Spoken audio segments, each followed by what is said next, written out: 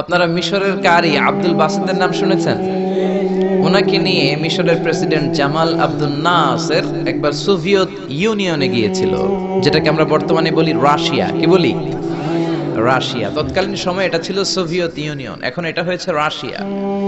তো রাশিয়াতে যাওয়ার পরে মিশরের প্রেসিডেন্ট জামাল আব্দুল নাসের ওনার সব প্রেসিডেন্টদেরকে রাশিয়ার প্রেসিডেন্টের কাছে পরিচয় করায় দিচ্ছে যে এটা আমার হোম মিনিস্টার, এটা আমার ফিনান্স মিনিস্টার, এটা আমার এডুকেশন মিনিস্টার, এটা এই মন্ত্রী, এটা ওই মন্ত্রী, এটা ওই মন্ত্রী। তো সব মন্ত্রীরা সুটেড বুটেড, প্যান্ট পরা, শার্ট পরা, টাই পরা, ব্লেজার পরা। কিন্তু কারি আব্দুল বাসিত ব্লেজার পরতেন না, উনি জুব্বা পরতেন। তো রাশিয়ার প্রেসিডেন্ট বলে, আপনার এইটা আবার কোন মন্ত্রী? সব মন্ত্রীর পোশাক একরকম, এর পোশাক আরেক রকম, এটা কোন মন্ত্রী?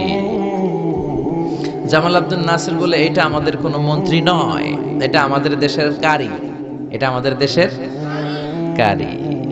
রাশিয়ার প্রেসিডেন্ট বলে, কারি আবার কি? কারণ এরা কারি জিনিসটা কি এটা জানে না, এটা তারা বুঝে না।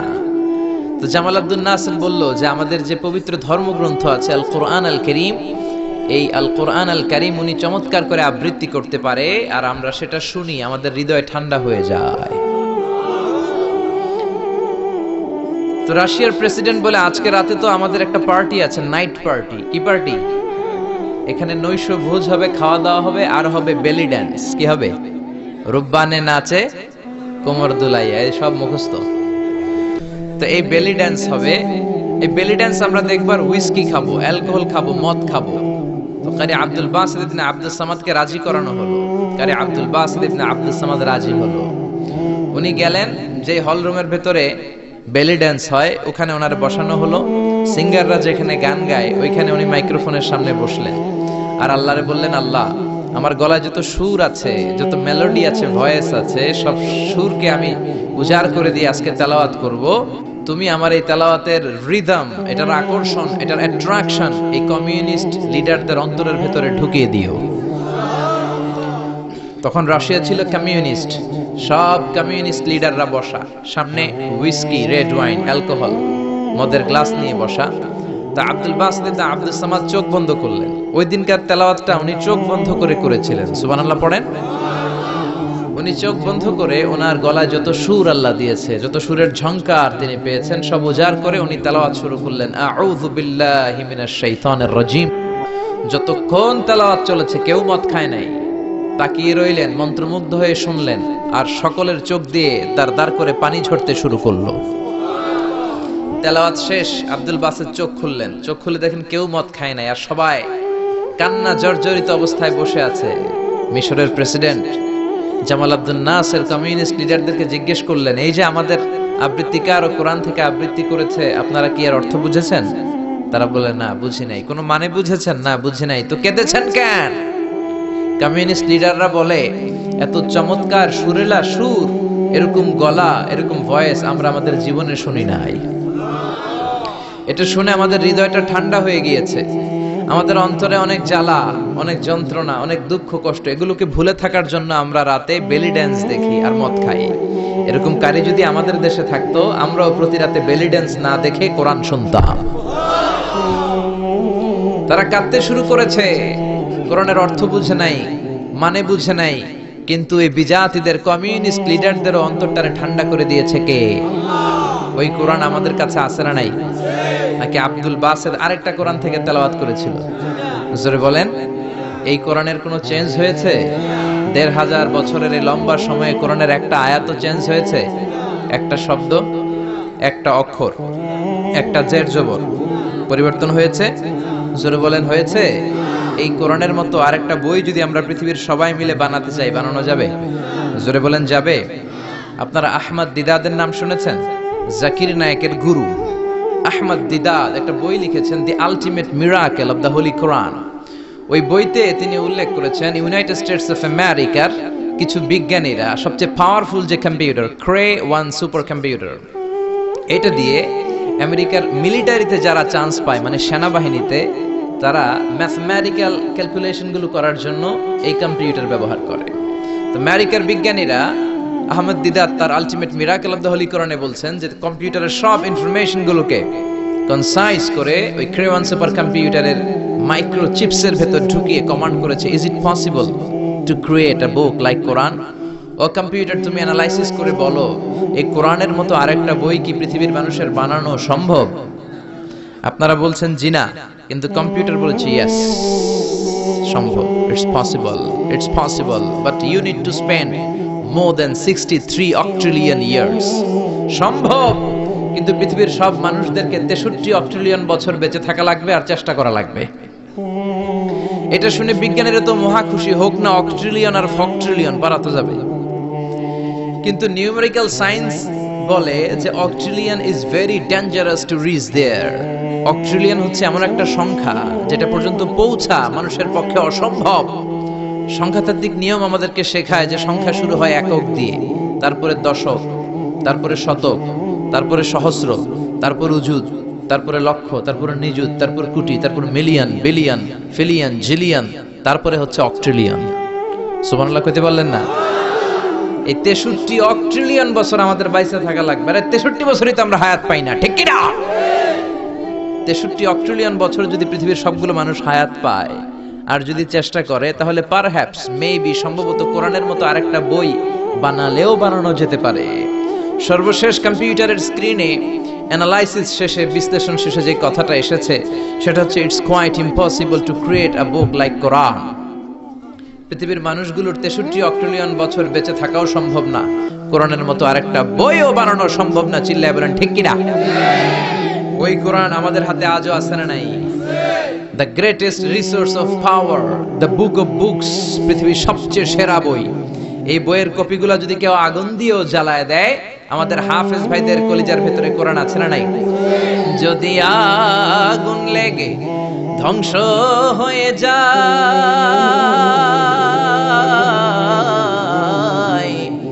ধ্বংস হয়ে যায়, যদি আগুন লেগে যায়, পুড়ে যায় পৃথিবীর সব বইয়ের দোকান, বিশ্ব থেকে হারাবে না পবিত্র কোরআন, বিশ্ব থেকে হারাবে না পবিত্র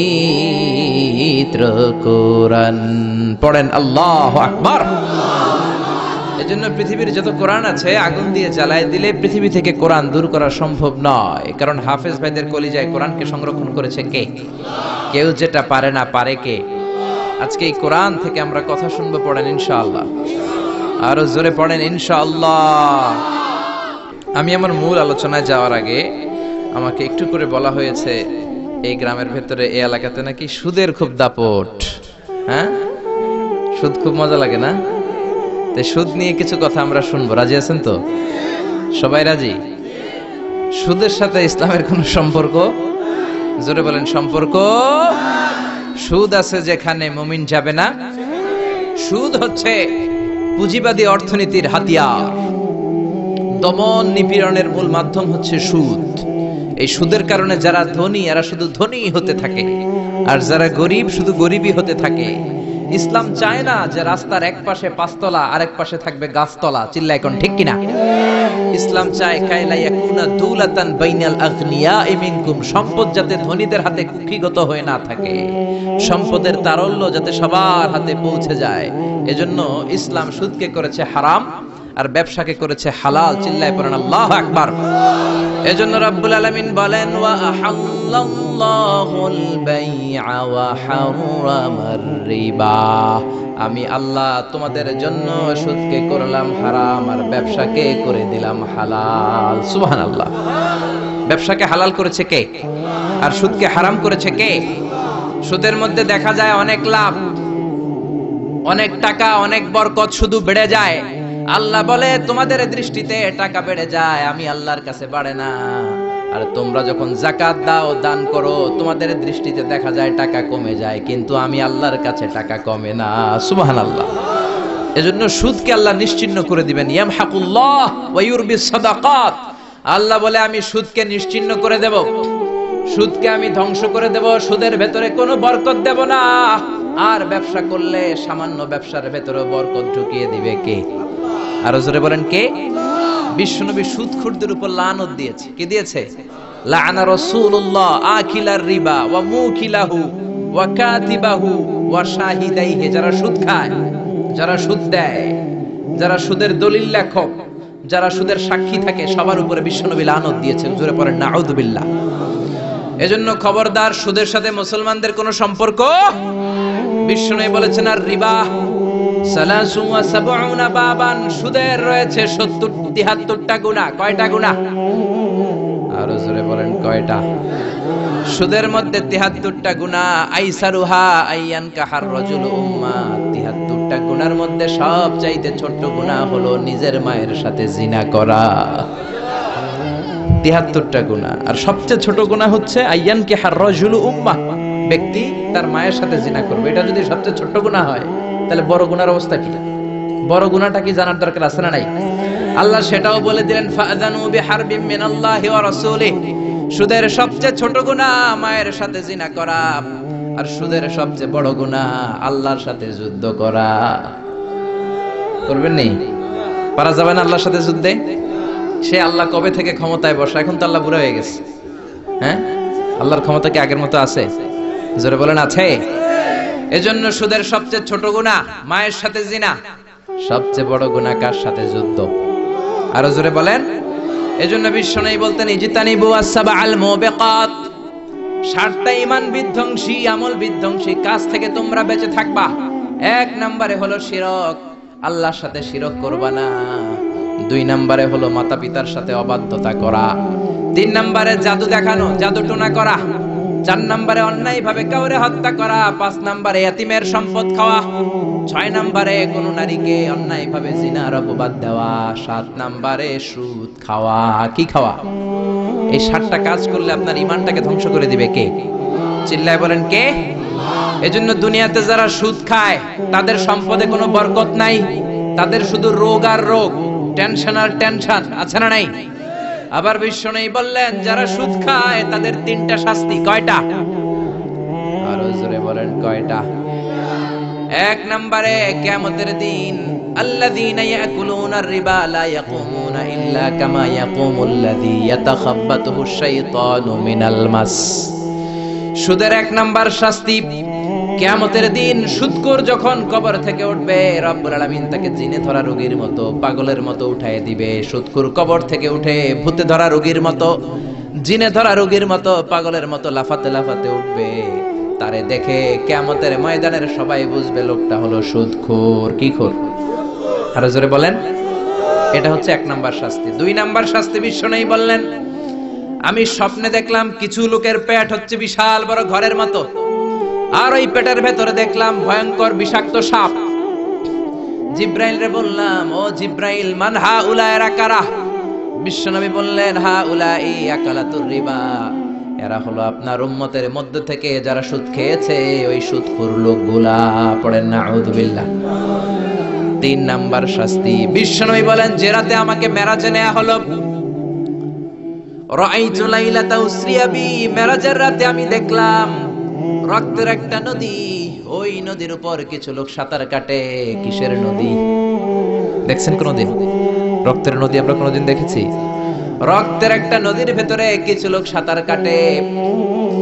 সাঁতার কাটতে কাটতে বাঁচার জন্য যখন পারে আসতে চায়, তীরে আসতে চায়, কিছু ফেরেশতারা অনেক বড় বড় পাথরের খণ্ড নিয়ে বসা, তীরের দিকে আসতে চাইলে প্রচন্ড জোরে পাথর নিক্ষেপ করে তার চেহারার দিকে। পাথরের আঘাতে ওই লোকটার চেহারা ছিন্ন বিচ্ছিন্ন হয়ে যায়। লোকটা চিৎকার করতে করতে আবার রক্তের নদীর মাঝখানে চলে যায়। আবার তীরে আসতে চাইলে আবার পাথর আছে না নাই? জোরে বলেন। বিশ্বনবী বললেন, মান হাউলা ইয়া জিবরিল, ও জিব্রাইল, এরা কারা? বিশ্বনবী বললেন, এরা হলো আপনার সুদখোর উম্মত। এরা কারা? এজন্য সুদ খাওয়া যাবে? জোরে বলেন, সুদ খাওয়া যাবে? খবরদার, সুদ খাওয়া যাবে না। সুদের বিপরীতে আমরা ব্যবসা করব। ব্যবসায় বরকত দিয়েছে কে? বিশ্বনবী বললেন, রিজিককে আল্লাহ 10 ভাগ করেছেন, তার 1 ভাগ দিয়েছেন পৃথিবীর অন্যান্য পেশার ভেতরে, আর 9 ভাগ দিয়ে দিয়েছেন ব্যবসার ভেতরে। সুবহানাল্লাহ। রিজিকের 9 ভাগ থাকে ব্যবসার ভেতরে। এজন্য সুদ খাওয়া যাবে না। সুদের সাথে ইসলামের কোনো সম্পর্ক।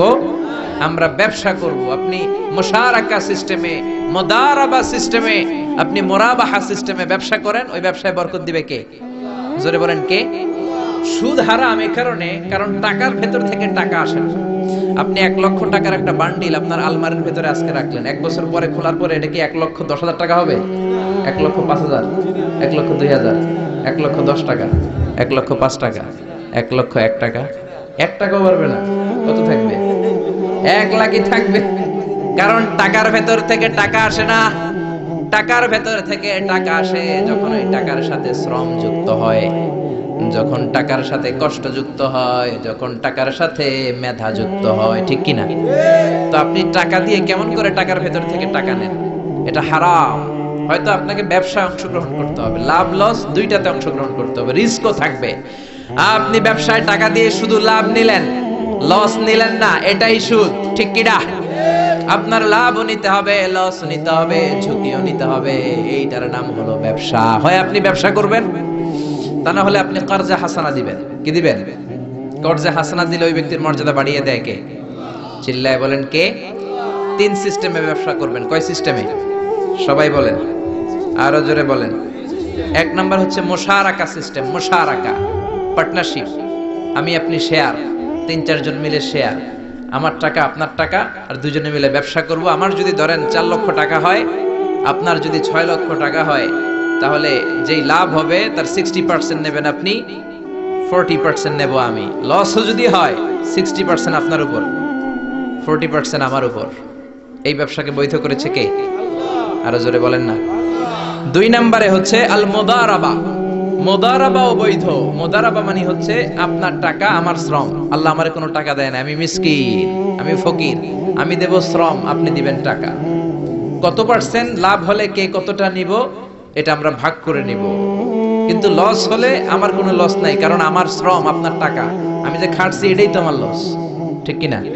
কথা বলেন। আর টাকা যেহেতু আপনার, পুরো লস নেবেন আপনি। এই সিস্টেমও ব্যবসা যায়। 3 নাম্বার হচ্ছে আল মুরাবাহা। বুঝার চেষ্টা করেন, আমার ঘরে ফ্রিজ নাই, ফ্রিজের দাম 1 লক্ষ টাকা। কয় লাখ টাকা? আপনি আমারে বাজার থেকে 1 লক্ষ টাকা দিয়ে একটা ফ্রিজ কিনে আমার কাছে 1,20,000 টাকা বিক্রি করবেন। এটা আমি কিস্তিতে দিব আপনারে, 6 মাসের কিস্তিতে দিব। আপনার লাভ হচ্ছে আপনি 1 লক্ষ টাকা দিয়ে কিনে 1,20,000 বিক্রি করছেন, 20,000 লাভ।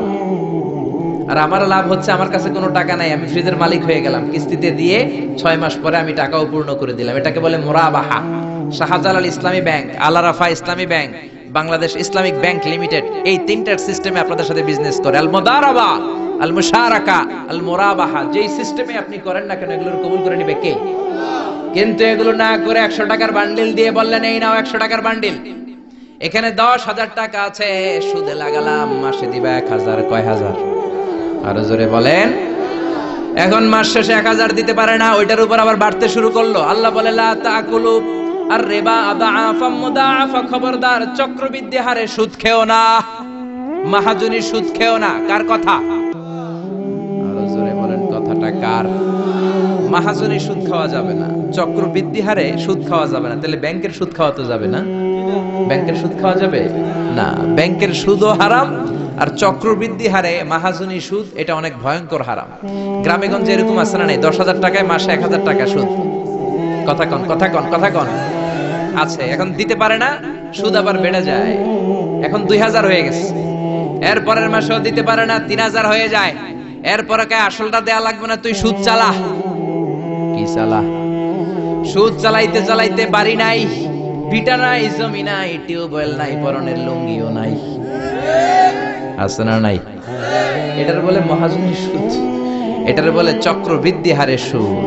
এই সুদ খাওয়া যাবে না। এজন্য সুদ আপনি খেলে এই সুদের, এই সম্পদের ভেতরে কোনো বরকত নাই, এটাকে ধ্বংস করে দিবে কে? চিল্লায় বলেন কে? এজন্য আপনি ব্যবসা করবেন। আল্লাহ বললেন হাল্লাল্লাহুল বাইআ ওয়া হারামার রিবা। আমি আল্লাহ ব্যবসাকে তোমাদের জন্য হালাল করলাম, সুদকে করলাম হারাম। এখন আমরা সুদ খাবো না, ব্যবসা করব। জোরে বলেন, সুদ না ব্যবসা? ব্যবসার সিস্টেম হচ্ছে আপনাকে লাভ লস দুইটাতে অংশগ্রহণ করতে হবে। আপনি যদি বলেন না আমি শুধু লাভ নিব, লস নিব না, এটা ব্যবসা হবে? এটা সুদ হবে। এটা কি হবে? চিল্লায় বলেন কি হবে? এরপর ইসলাম বলে লা মাইসার, কোনো জুয়া চুরি থাকবে না। বিজনেসের মধ্যে জুয়া চুরি নাই, মানে লটারি নাই। কিন্তু বাংলাদেশে লটারি সিস্টেম আছে না নাই? 10 টাকায় 40 লক্ষ টাকা আছে না নাই? এটা সরাসরি জুয়া চুরি, এটার সাথে ইসলামের কোনো সম্পর্ক। এর কারণ হচ্ছে আমরা 10 টাকা দিয়ে লটারি কিনি, পাই এরকম একটা কাগজ, এই লটারির একটা নাম্বার থাকে এখানে, ঠিক কিনা? আর লেখা আছে 10 টাকায় প্রথম পুরস্কার 40 লক্ষ টাকা। লক্ষ লক্ষ মানুষ 10 টাকা দিয়ে এটা কিনে, কেনার পর যেদিন ড্র হবে, রাফেল ড্র, একজন পায় 40 লাখ, আরেকজন পায় 30 লাখ, আরেকজন পায় 20 লাখ, আরেকজন 10 লাখ, পঞ্চম পুরস্কার পায় 1 লাখ, আর লক্ষ লক্ষ মানুষ এই কাগজ পানিতে ভিজায় খায়। সিল্লাইকন ঠিক কিনা? এটার নাম হচ্ছে জুয়া চুরি, এটা জায়েজ নাই। কিন্তু এই লটারির কাগজের সাথে যদি আপনার একটা কলম দিয়ে দেয়, এটাকে জায়েজ করার সিস্টেম আছে। এই 10 টাকার লটারির, যখন আপনি লটারিটা কিনবেন, আপনাকে যদি একটা কলম দিয়ে দেয়, তাহলে কেমন যেন আপনি 10 টাকা দিয়ে একটা কলম কিনলেন। এটা ব্যবসা, এটা হচ্ছে ব্যবসার সুরা, এটা জায়েজ আছে না নাই? তার মানে লক্ষ লক্ষ মানুষ যখন লটারি কিনলো, সাথে পেল একটা কলম, এরপরে ড্র হওয়ার পরে একজন পাবে 40 লাখ, আরেকজন 30 লাখ, একজন 20 লাখ, আরেকজন 10 লাখ, আর লক্ষ লক্ষ সবাই পাইছে একটা করে কলম। তার মানে আমরা সবাই কিছু না কিছু পাইছি। সিল্লাইকন ঠিক কিনা? এই সিস্টেমে যদি করেন, তাহলে এটারে বৈধ করে দিবে কে? জোরে বলেন কে? এরপরে ইসলাম বলেন নো আনসার্টেইনটি। কোন ব্যবসার মধ্যে আনসার্টেইনটি থাকতে পারবে না, সুনিশ্চিত হতে হবে সবকিছু। লা দারারা ওয়ালা দারার ওয়ালা গারারা ফিল বাই। বেচা কিনার মধ্যে কোনো ধোঁকাবাজি থাকতে পারবে না, অনিশ্চয়তা থাকতে পারবে না। অনেকে উড়ন্ত কবুতর বিক্রি করে, আছে না নাই? কবুতর যারা পালেন, 10টা কবুতর আছে আপনার, আপনি দেখবেন সারাদিন কবুতর আকাশে উড়ার পরে বিকালে আবার বাসায় চলে আসে। আপনি বললেন এই যে 10টা কবুতর আকাশে উড়ে, এই 10টা কবুতর আপনার বিক্রি করে দিলাম, এক একটা 100 টাকা করে, 10টায় কত হয়? 1000 টাকা বিক্রি করে দিয়েছেন। এই বিক্রি শরীয়ত সম্মত হয় না। এর কারণ প্রতিদিন কবুতরগুলো বিকেল বেলা উড়ার পরে সন্ধ্যাবেলায় ফিরে, আজকে বিকালে নাও ফিরতে পারে। যেরকম ঠিক কিনা? আজকে 10টা কবুতর যদি অন্যদিকে চলে যায়, 1000 টাকা নিয়ে কিলাকিলি আছে না নাই? ইসলাম বলে কিলাকিলির কোনো সুযোগ নাই। কবুতরগুলো নামবে, 10টারে তুমি ধরবা, কবজ করবা, তার হাতে হ্যান্ড ওভার করবা, তারপরে বিক্রি করবা। এটারে জায়েজ করে দিবে কে? এরপরে পুকুরের মধ্যে মাছ থাকা অবস্থায় কেনা বেচা জায়েজ নাই। এরকম কেনা বেচা বাংলাদেশে আছে না নাই? আন্দাজে মানুষে শখের বসে কিনে ফেলে, পুকুরের মধ্যে বুদবুদ করতেছে, ভাবতেছে হাজার হাজার মাছ কিনছে, 10 লক্ষ টাকা দিয়ে কিনে ফেলছে। কই মাছের পুকুর, উঠায় দেয় 20 কেজি কই আর 50 কেজি কাঁকড়া আর 70 কেজি ব্যাং, আছে না নাই? এরপরে কিলাকিলি আছে না নাই? এজন্য ইসলাম বলে না, কবুতরটা হাতের মধ্যে কবজ করার পরে যেমনি বিক্রি করলাম, মাছগুলাও জাল দিয়ে তোলো, তারপরে গনে গনে বিক্রি করো, কবুল করে নিবে কে? গাভীর ওলানের মধ্যে দুধ রেখে বিক্রি করা জায়েজ নাই। ওলান এত ফিলা গেছে এরকম, এটা মনে হচ্ছে যে 20 কেজি, দহন করার পরে পাওয়া গেছে 5 কেজি, এরকম আছে না নাই? কারণ এটা দুধের কারণেও ফুলতে পারে, টিউমারেও ফুলতে পারে, ঠিক কিনা? এজন্য ইসলাম বলে লা গারারা ফিল ইসলাম। ইসলামে কোনো গারারা নাই, ধোঁকাবাজি নাই, আনসার্টেনটি নাই, অনিশ্চয়তার মধ্য দিয়ে হাওয়ার মধ্যে কোনো বিজনেস নাই। আগে জিনিসটা তোমার হাতে নাও, তারপরে বিক্রি করো, কবুল করে নিবে কে? শেয়ার বাজার নিয়ে প্রশ্ন করে, যেই প্রোডাক্টের ব্যবসা হালাল, ওই প্রোডাক্টের শেয়ারও হালাল। চিল্লায় বলেন ঠিক কিনা? এরপরে বিশ্বনবী বললেন মান গাশশানা ফালাইসা মিন্না। বেচা কিনার মধ্যে যে আমার উম্মতদের মধ্যে যে অন্যকে ধোঁকা দেয়, সে আমার উম্মত হতে পারে। ধোঁকাবাজির ব্যবসা বাংলাদেশে আছে না নাই? ফলের দোকানে গেলে দেখবেন চকচকে যেই সাইডটা, ওই সাইডটা ক্রেতার দিকে রাখে, পচা জায়গাটা নিচের দিকে রাখে, এরকম ব্যবসায় আছে না নাই? বিশ্বনবী মদিনার বাজারে গমের দোকান পরিদর্শন করতে গেলেন, যে দেখলেন গমের স্তূপ, বিশ্বনবী গমের ভেতরে হাত ঢুকায়া দিলেন। উপরে দেখা যায় শুকনা গম, ভিতরে দেখা যায় ভিজা গম। বিশ্বনবী বললেন মান গাশশানা ফালাইসা মিন্না। যে আমাদেরকে ধোঁকা দেয়, সে আমাদের উম্মত নয়। The person who deceives us is not among us. যে আমাদেরকে ধোঁকা দেয়, সে আমাদের উম্মত হতে পারে। চিল্লায় বলেন উম্মত হতে পারে। এজন্য এই ধোঁকাবাজি করে কোনো ব্যবসা করা যাবে? জোরে বলেন। আর সুদের সাথে আমাদের কোনো সম্পর্ক? চিল্লায় বলেন সম্পর্ক। সুদকে ধ্বংস করে দিবে কে? আর ব্যবসায় বরকত ঢুকিয়ে দিবে কে? বরকতে বিশ্বাস করেন তো? বিশ্বাস করেন? অল্পের ভেতরেও বরকত হতে পারে, 1000 কোটি টাকার মধ্যেও বরকত নাও থাকতে পারে। চিল্লায় বলেন ঠিক কিনা? এজন্য আজ থেকে সুদের সাথে আমাদের কোনো সম্পর্ক নেই। আমরা ব্যবসা করব মুশারাকা সিস্টেমে, মুদারাবা সিস্টেমে, মুরাবাহা সিস্টেমে ব্যবসা করব। অল্প প্রফিট হলো, এটার মধ্যে বরকত দিবে কে? আরো জোরে বলেন কে? আর সুদের ব্যবসা করবেন না তো? কারা কারা আজকে থেকে সুদের কোনো ব্যবসার সাথে জড়িত থাকবেন না? দুই হাত উঁচু করে আমার আল্লাহর দেখা। আল্লাহ আমাদের হাতগুলোকে তুমি কবুল করো। চিল্লায় পড়েন আমিন। সুদের আলোচনা ভালো লাগতেছে না? না, একেবারে উপরে এসে পড়ছে না? সুদের সাথে ইসলামের কোনো সম্পর্ক নাই। আল্লাহ সুদ থেকে আমাদেরকে বাঁচাক। আল্লাহ আমাদের হালাল রিজিকে বরকত দিক। আরো জোরে পড়েন আমিন। আমি আমার খুতবার শুরুতে সূরাতুল বনী ইসরাইলের ছোট্ট একটা আয়াত তেলাওয়াত করেছি। আসুন এই আয়াতের আলোকে আপনাদের সাথে কিছু কথা শেয়ার করি, যদি আপনারা মনোযোগী হন। শুনবেন শুনবেন শুনবেন শুনবেন। রব্বুল আলামিন বলেন, ওয়াকাদা রাব্বুকা আল্লা তা'বুদু ইল্লা ইয়াহু ওয়া বিল ওয়ালিদাইনি ইহসানা।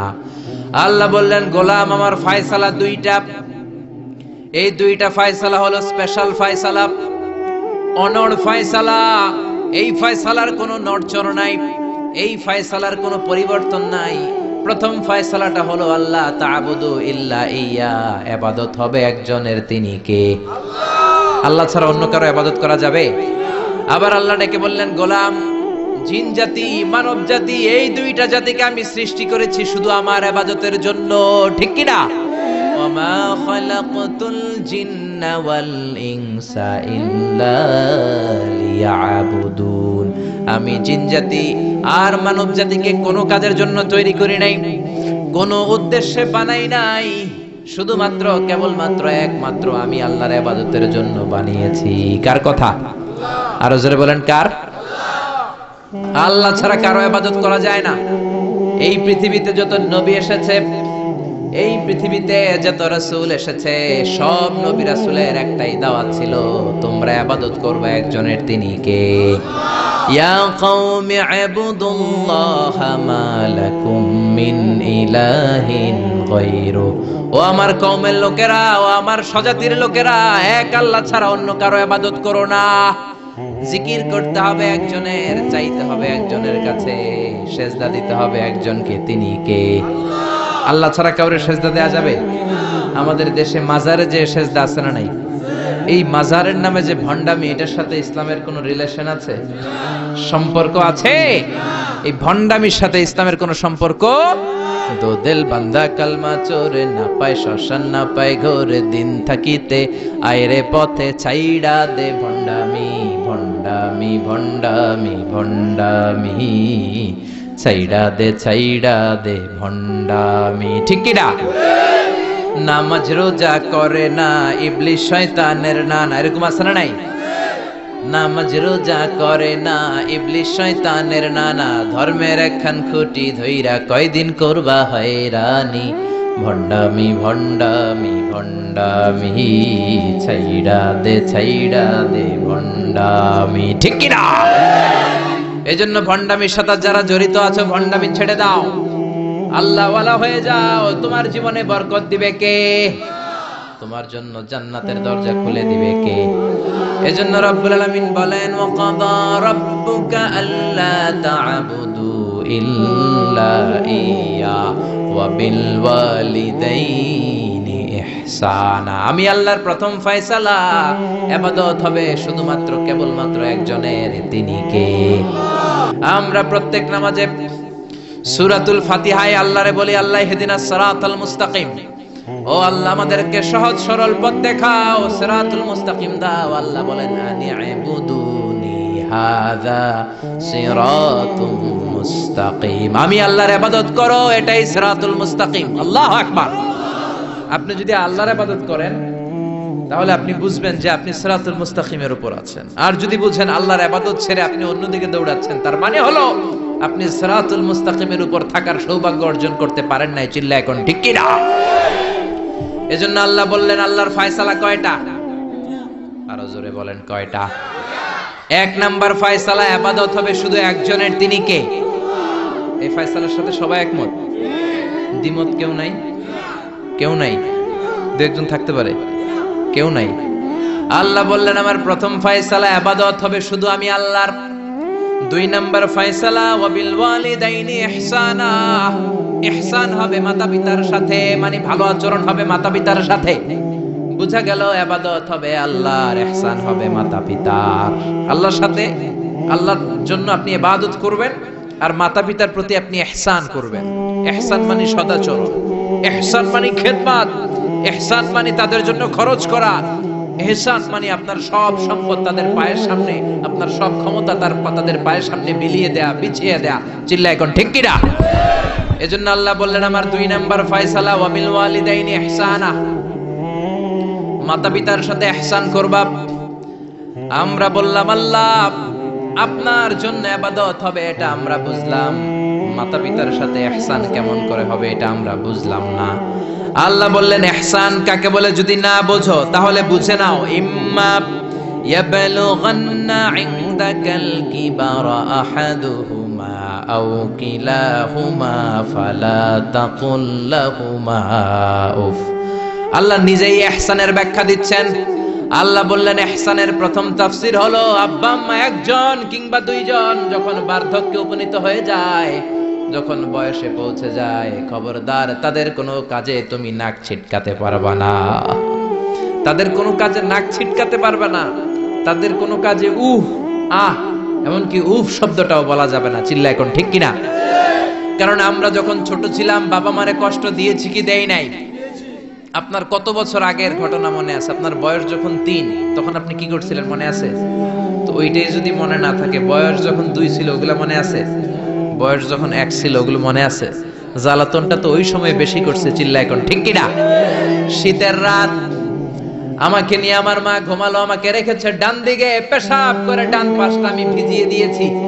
আমার মা আমাকে ঘর থেকে বের করে দেয় নাই, শীতের রাতে বাম দিকে আমাকে শোয়ালো।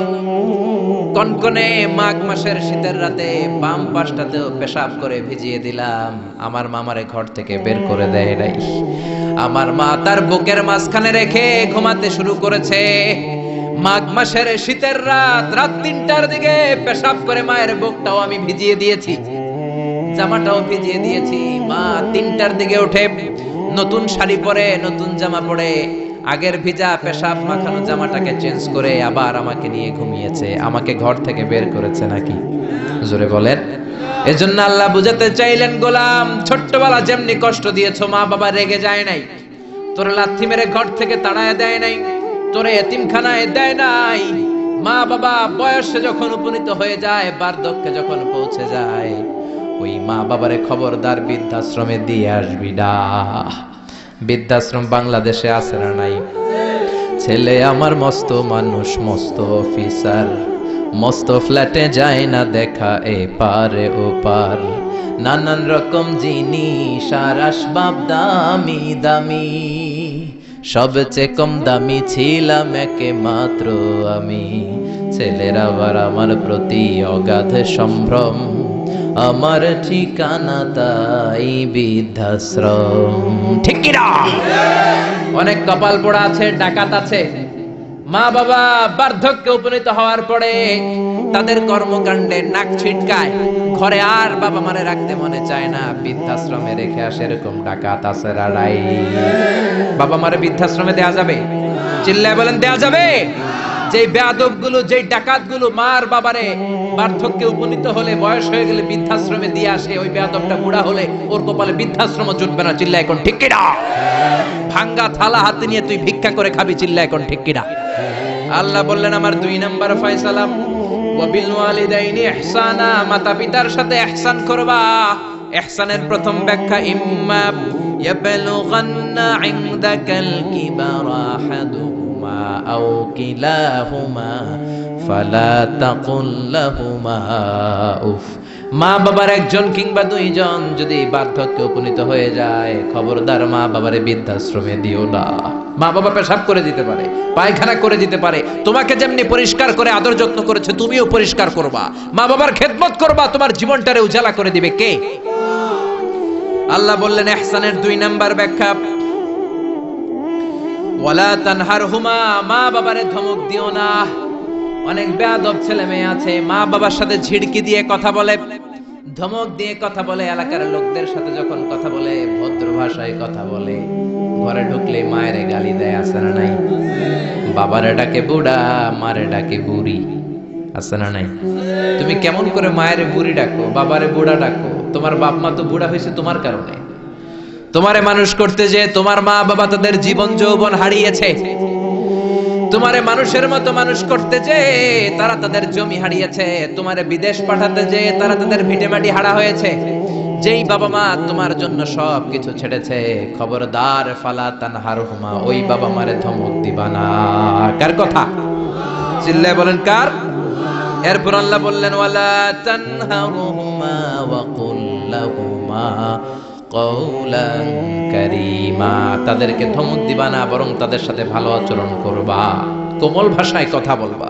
যত ভদ্রতা তুমি জানো, যত কার্টিসি তুমি জানো, যত সফটনেস তোমার জানা আছে, যত ভদ্রতা তুমি শিখেছো, সব ভদ্রতা তুমি ইউজ করবা তোমার মা বাবার সাথে। যত কোমল ভাষা তুমি জানো, যত শুদ্ধ কথা তুমি জানো, সব তোমার মা বাবার জন্য তুমি ইউজ করবা। চিল্লা এখন ঠিক কিনা? এরপরে রাব্বুল আলামিন বললেন ওয়াখফিদ লাহুমা জানাহায যুল্লি মিনার রাহমাতি ওয়া কুর রাব্বিরহামহুমা কামা রাব্বায়ানি সাগীরা, তাদের জন্য রহমতের ডানা বিছিয়ে দাও। তোমার যত ক্ষমতা আছে মা বাবার পায়ের সামনে ঢেলে দাও, যত অর্থ আছে তাদেরকে তুমি বিলিয়ে দাও। আর বাবা মা একজন কিংবা দুইজন যদি দুনিয়া ছেড়ে বিদায় নেয়, তাদের কবরের সামনে দাঁড়িয়ে চোখের পানি ছেড়ে পড়তে আরম্ভ করে দাও রব্বিরহামহুমা কামা রাব্বায়ানি সাগীরা ওয়া কুর রাব্বিরহামহুমা কামা রাব্বায়ানি সাগীরা। ও আল্লাহ, ছোট্টবেলা বাবা মা যেমনি আমার আদর দিয়ে সোহাগ দিয়ে কাছে টেনে নিয়েছে, কিয়ামতের দিন কবরের ভেতরে তুমিও আমার বাবা মারে আদর করে কাছে টেনে নিও। পড়ে না আমিন? চিল্লায় পড়ে না আমিন? এজন্য ইবাদত হবে একজনের, তিনি কে? আর ইহসান হবে কার সাথে? এজন্য মা বাবার দোয়ার দরকার আছে না নাই? পৃথিবীর যত আল্লাহর ওলি আছে, যত পীর সাহেব আছে, সবাই এই পুরো কোরআন খতম করে যদি একটা গ্লাসের পানির মধ্যে ফু দেয়, আর আপনার আম্মা শুধু বিসমিল্লাহ বলে আরেকটা গ্লাসের পানির ভেতরে ফু দেয়, আল্লাহর কসম আপনার মায়ের দোয়াটা আগে কবুল হয়ে যাবে। এজন্য মা বাবার খেদমত করেন। আপনার বড় পীর সাহেব হলো আপনার বাবা, আপনার বড় পীর সাহেব হলো আপনার মা। দুনিয়ার সবাই দোয়া করলে ওই দোয়া মিস হয়ে যেতে পারে, মা বাবা দোয়া করলে মিস হবে নাকি? হবে। অনেক ডাকাইত আছে দেখবেন মাজারের উপরে মশারি দেয়, আছে না নাই? খুঁজে দেখবেন ওর বাপেরে মশায় কামড়ায়, ওর মায়েরে মশায় কামড়ায়, আর ও বাবার দরবারে যে মাজারে মশারি দিয়ে আসছে, এরকম ডাকাইত আছে না নাই? এজন্য খবরদার, মা বাবার সাথে ইহসান করো। বিশ্বনবী মসজিদে নববীতে মিম্বারের এক তলার মধ্যে পা রাখলেন, আওয়াজ করে বললেন আমিন। দ্বিতীয় তলার ভেতরে পা রাখলেন, আওয়াজ করে বললেন আমিন। তৃতীয় স্টেপে পা রেখে বিশ্বনবী পড়লেন আমিন। সাহাবারা বললেন নবী তিনবার আমিন বললেন, কেন বললেন বুঝলাম না। বিশ্বনবী বললেন প্রথম স্টেপে যখন পা রাখলাম, জিব্রাইল এসে বলল রমজান মাস পাওয়ার পরে রোজা রেখে ইবাদত করে যেই বান্দা গুনাহ মাফ করতে পারে নাই, তার উপরে আল্লাহর লানত। আমি বিশ্বনবী বললাম আমিন। দ্বিতীয় স্টেপে পা রাখলাম, জিব্রাইল বলল মাতা পিতা পাওয়ার পরে যারা মাতা পিতার খেদমত করে নিজের জীবনের গুনাহ ছড়াতে পারে নাই, জান্নাত কামাতে পারে নাই, তাদের উপরও আল্লাহর লানত। আমি বিশ্বনবী বললাম আমিন। 3 নাম্বার স্টেপে বিশ্বনবী বললেন আমার নাম শোনার পরে আমার যে উম্মত আমার উপর দরুদ পড়ল না, তাদের উপর আল্লাহর লানত। আমি বললাম আমিন। পড়েন সাল্লাল্লাহু আলাইহি ওয়াসাল্লাম, চিৎকার করে পড়েন সাল্লাল্লাহু। এজন্য মাতা পিতার খেদমতের দরকার আছে না নাই? গোটা বিশ্বটা একদিকে, মায়ের দোয়া আরেকদিকে। চিল্লায় বলেন ঠিক কিনা? আপনি বুলেট মারলে বুলেট মিস হতে পারে, ড্রোন হামলা করলে মিস হতে পারে, মায়ের দোয়া মিস হবে? জোরে বলেন মিস হবে? এক সাহাবী বলল নবী আইয়ুল আমালি আফদাল, সবচেয়ে সেরা আমল কোনটা? বিশ্বনবী বললেন সবচেয়ে সেরা আমল হলো আসসালাতু ফি ওয়াক্তিহা, সময় মতো নামাজ পড়া। 2 নম্বরে বললেন বিররুল ওয়ালিদাইন, মাতা পিতার খেদমত করা। 3 নম্বরে বললেন আল জিহাদু ফি সাবিলিল্লাহ, আল্লাহর রাস্তায় জিহাদ করা। তার মানে পৃথিবীর শ্রেষ্ঠতম 3টা আমলের মধ্যে মাতা পিতার খেদমতের আমলটাও আছে না নাই? মাতা পিতার খেদমত এটা সবচেয়ে ভালো আমল। আরেক হাদিসে বিশ্বনবী বললেন এটা জিহাদের চেয়ে বেশি সওয়াবওয়ালা। এক সাহাবী বললেন, নবী আস্তাযিনুকাল জিহাদ, আমি জিহাদে যেতে চাই, অনুমতি দেন। বিশ্বনবী বললেন, তোমার বাবা মা কেউ বেঁচে আছে নাকি? সাহাবী বললেন, বেঁচে আছে। বিশ্বনবী বললেন, ফাফিহিমা ফাজাহিদ, যাও বাবা মার খেদমত শুরু করে দাও। বাবা মার খেদমত করলে ঘরে বসেই জিহাদের সওয়াব পাবা, ঘরে বসেই জিহাদের সওয়াব পাওয়া যাবে। রিদার রাব্বি ফি রিদাল ওয়ালিদ ওয়া সাখাতুহু ফি সাখাতিল ওয়ালিদ, বাবা মা খুশি তো আরশের মালিক খুশি, বাবা মা না খুশ তো আরশের মালিকও না খুশ। চিল্লায় কোন ঠিক কি না? এজন্য বিশ্বনবী বলতেন, তোমাদের প্রত্যেকের ঘরের ভেতরে দুইটা জান্নাত আছে, কারণ জান্নাতে দুইটা স্পেশাল দরজা আছে। একটা দরজার নাম হলো আল আব মানে আব্বা, আরেকটা দরজার নাম হলো আল উম মানে আম্মা। একটা দরজার নাম বাবা আর একটার নাম মা। এজন্য বিশ্বনবী বলেন, এই দুইটা দরজার সাথে তোমরা কি আচরণ করবা তোমাদের ডিসিশন। হুমা জান্নাতুকা ওয়া নারুক, বাবা মাই তোমার জান্নাত, বাবা মাই তোমার জাহান্নাম। বাবা মার সাথে ভালো আচরণ করলে 8টা জান্নাতের দরজা তোমার জন্য খুলে দিবে কে? আর খারাপ আচরণ করলে জাহান্নাম আছে না নাই? তোমার বাবা মা যদি কাফের হয়, হিন্দু হয়, বৌদ্ধ হয়, তারপরও ভালো আচরণ করবা, ঠিক কি না? বাংলার জমিনে এরকম অনেক হিন্দু ফ্যামিলি আছে, হিন্দু ইয়াং ছেলে মুফাসসিরে কোরআনের তাফসীর শুনে হাতে হাত রেখে কালিমা পড়ে মুসলমান হয়ে গেছে, আছে না নাই? কিন্তু মা তো মুসলমান হয় নাই, বাবা তো মুসলমান হয় নাই, বাপ মা হিন্দুই রয়ে গেছে। তো বাপ মা হিন্দু, ছেলে মুসলমান, তুমি কি মা বাবার সাথে খারাপ আচরণ করতে পারবা? কথা বলেন। মা বাবা হিন্দু হোক, নাস্তিক হোক, বৌদ্ধ হোক আর খ্রিস্টান হোক, মা বাবার দোয়া নিতে হবে, আশীর্বাদ নিতে হবে। চিল্লায় কোন ঠিক কিনা? বিশ্বনবীর শালী নাম কি বলেন তো, কেউ জানেন? বিশ্বনবীর শালীর নাম কি? আসমা। মাশাআল্লাহ, আসমা বিনতে আবি বকর বিশ্বনবীর শালী। উনি মুসলিমা, কিন্তু উনার মা ছিল মুশরিকা। বিশ্বনবীরে বললেন, নবী আমি মুসলিমা কিন্তু আমার মা মুশরিকা, কাফেরা, এখন আমি কি করব? আমার মায়ের সাথে কি ভালো আচরণ করব নাকি? বিশ্বনবী বললেন, খবরদার, মা মুশরিক হোক কাফের হোক তারপরেও তোমার মা, ঠিক কি না? সিলিহা, দোয়া নাও, ভালো আচরণ করো, সম্পর্কটারে মিলায় রাখো, তোমার জান্নাতে ঢুকায় দিবে কে? 3 জিনিসের দিকে তাকালেই সওয়াব।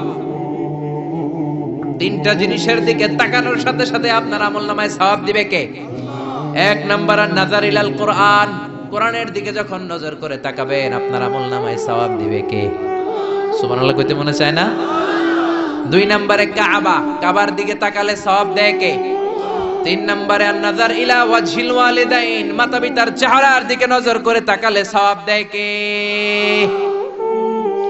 এজন্য বিশ্বনবী বললেন, সালাসু দাওয়াতিন মুস্তাজাবাত, 3 ব্যক্তির দোয়া কোনদিন আল্লাহ ফিরায় না।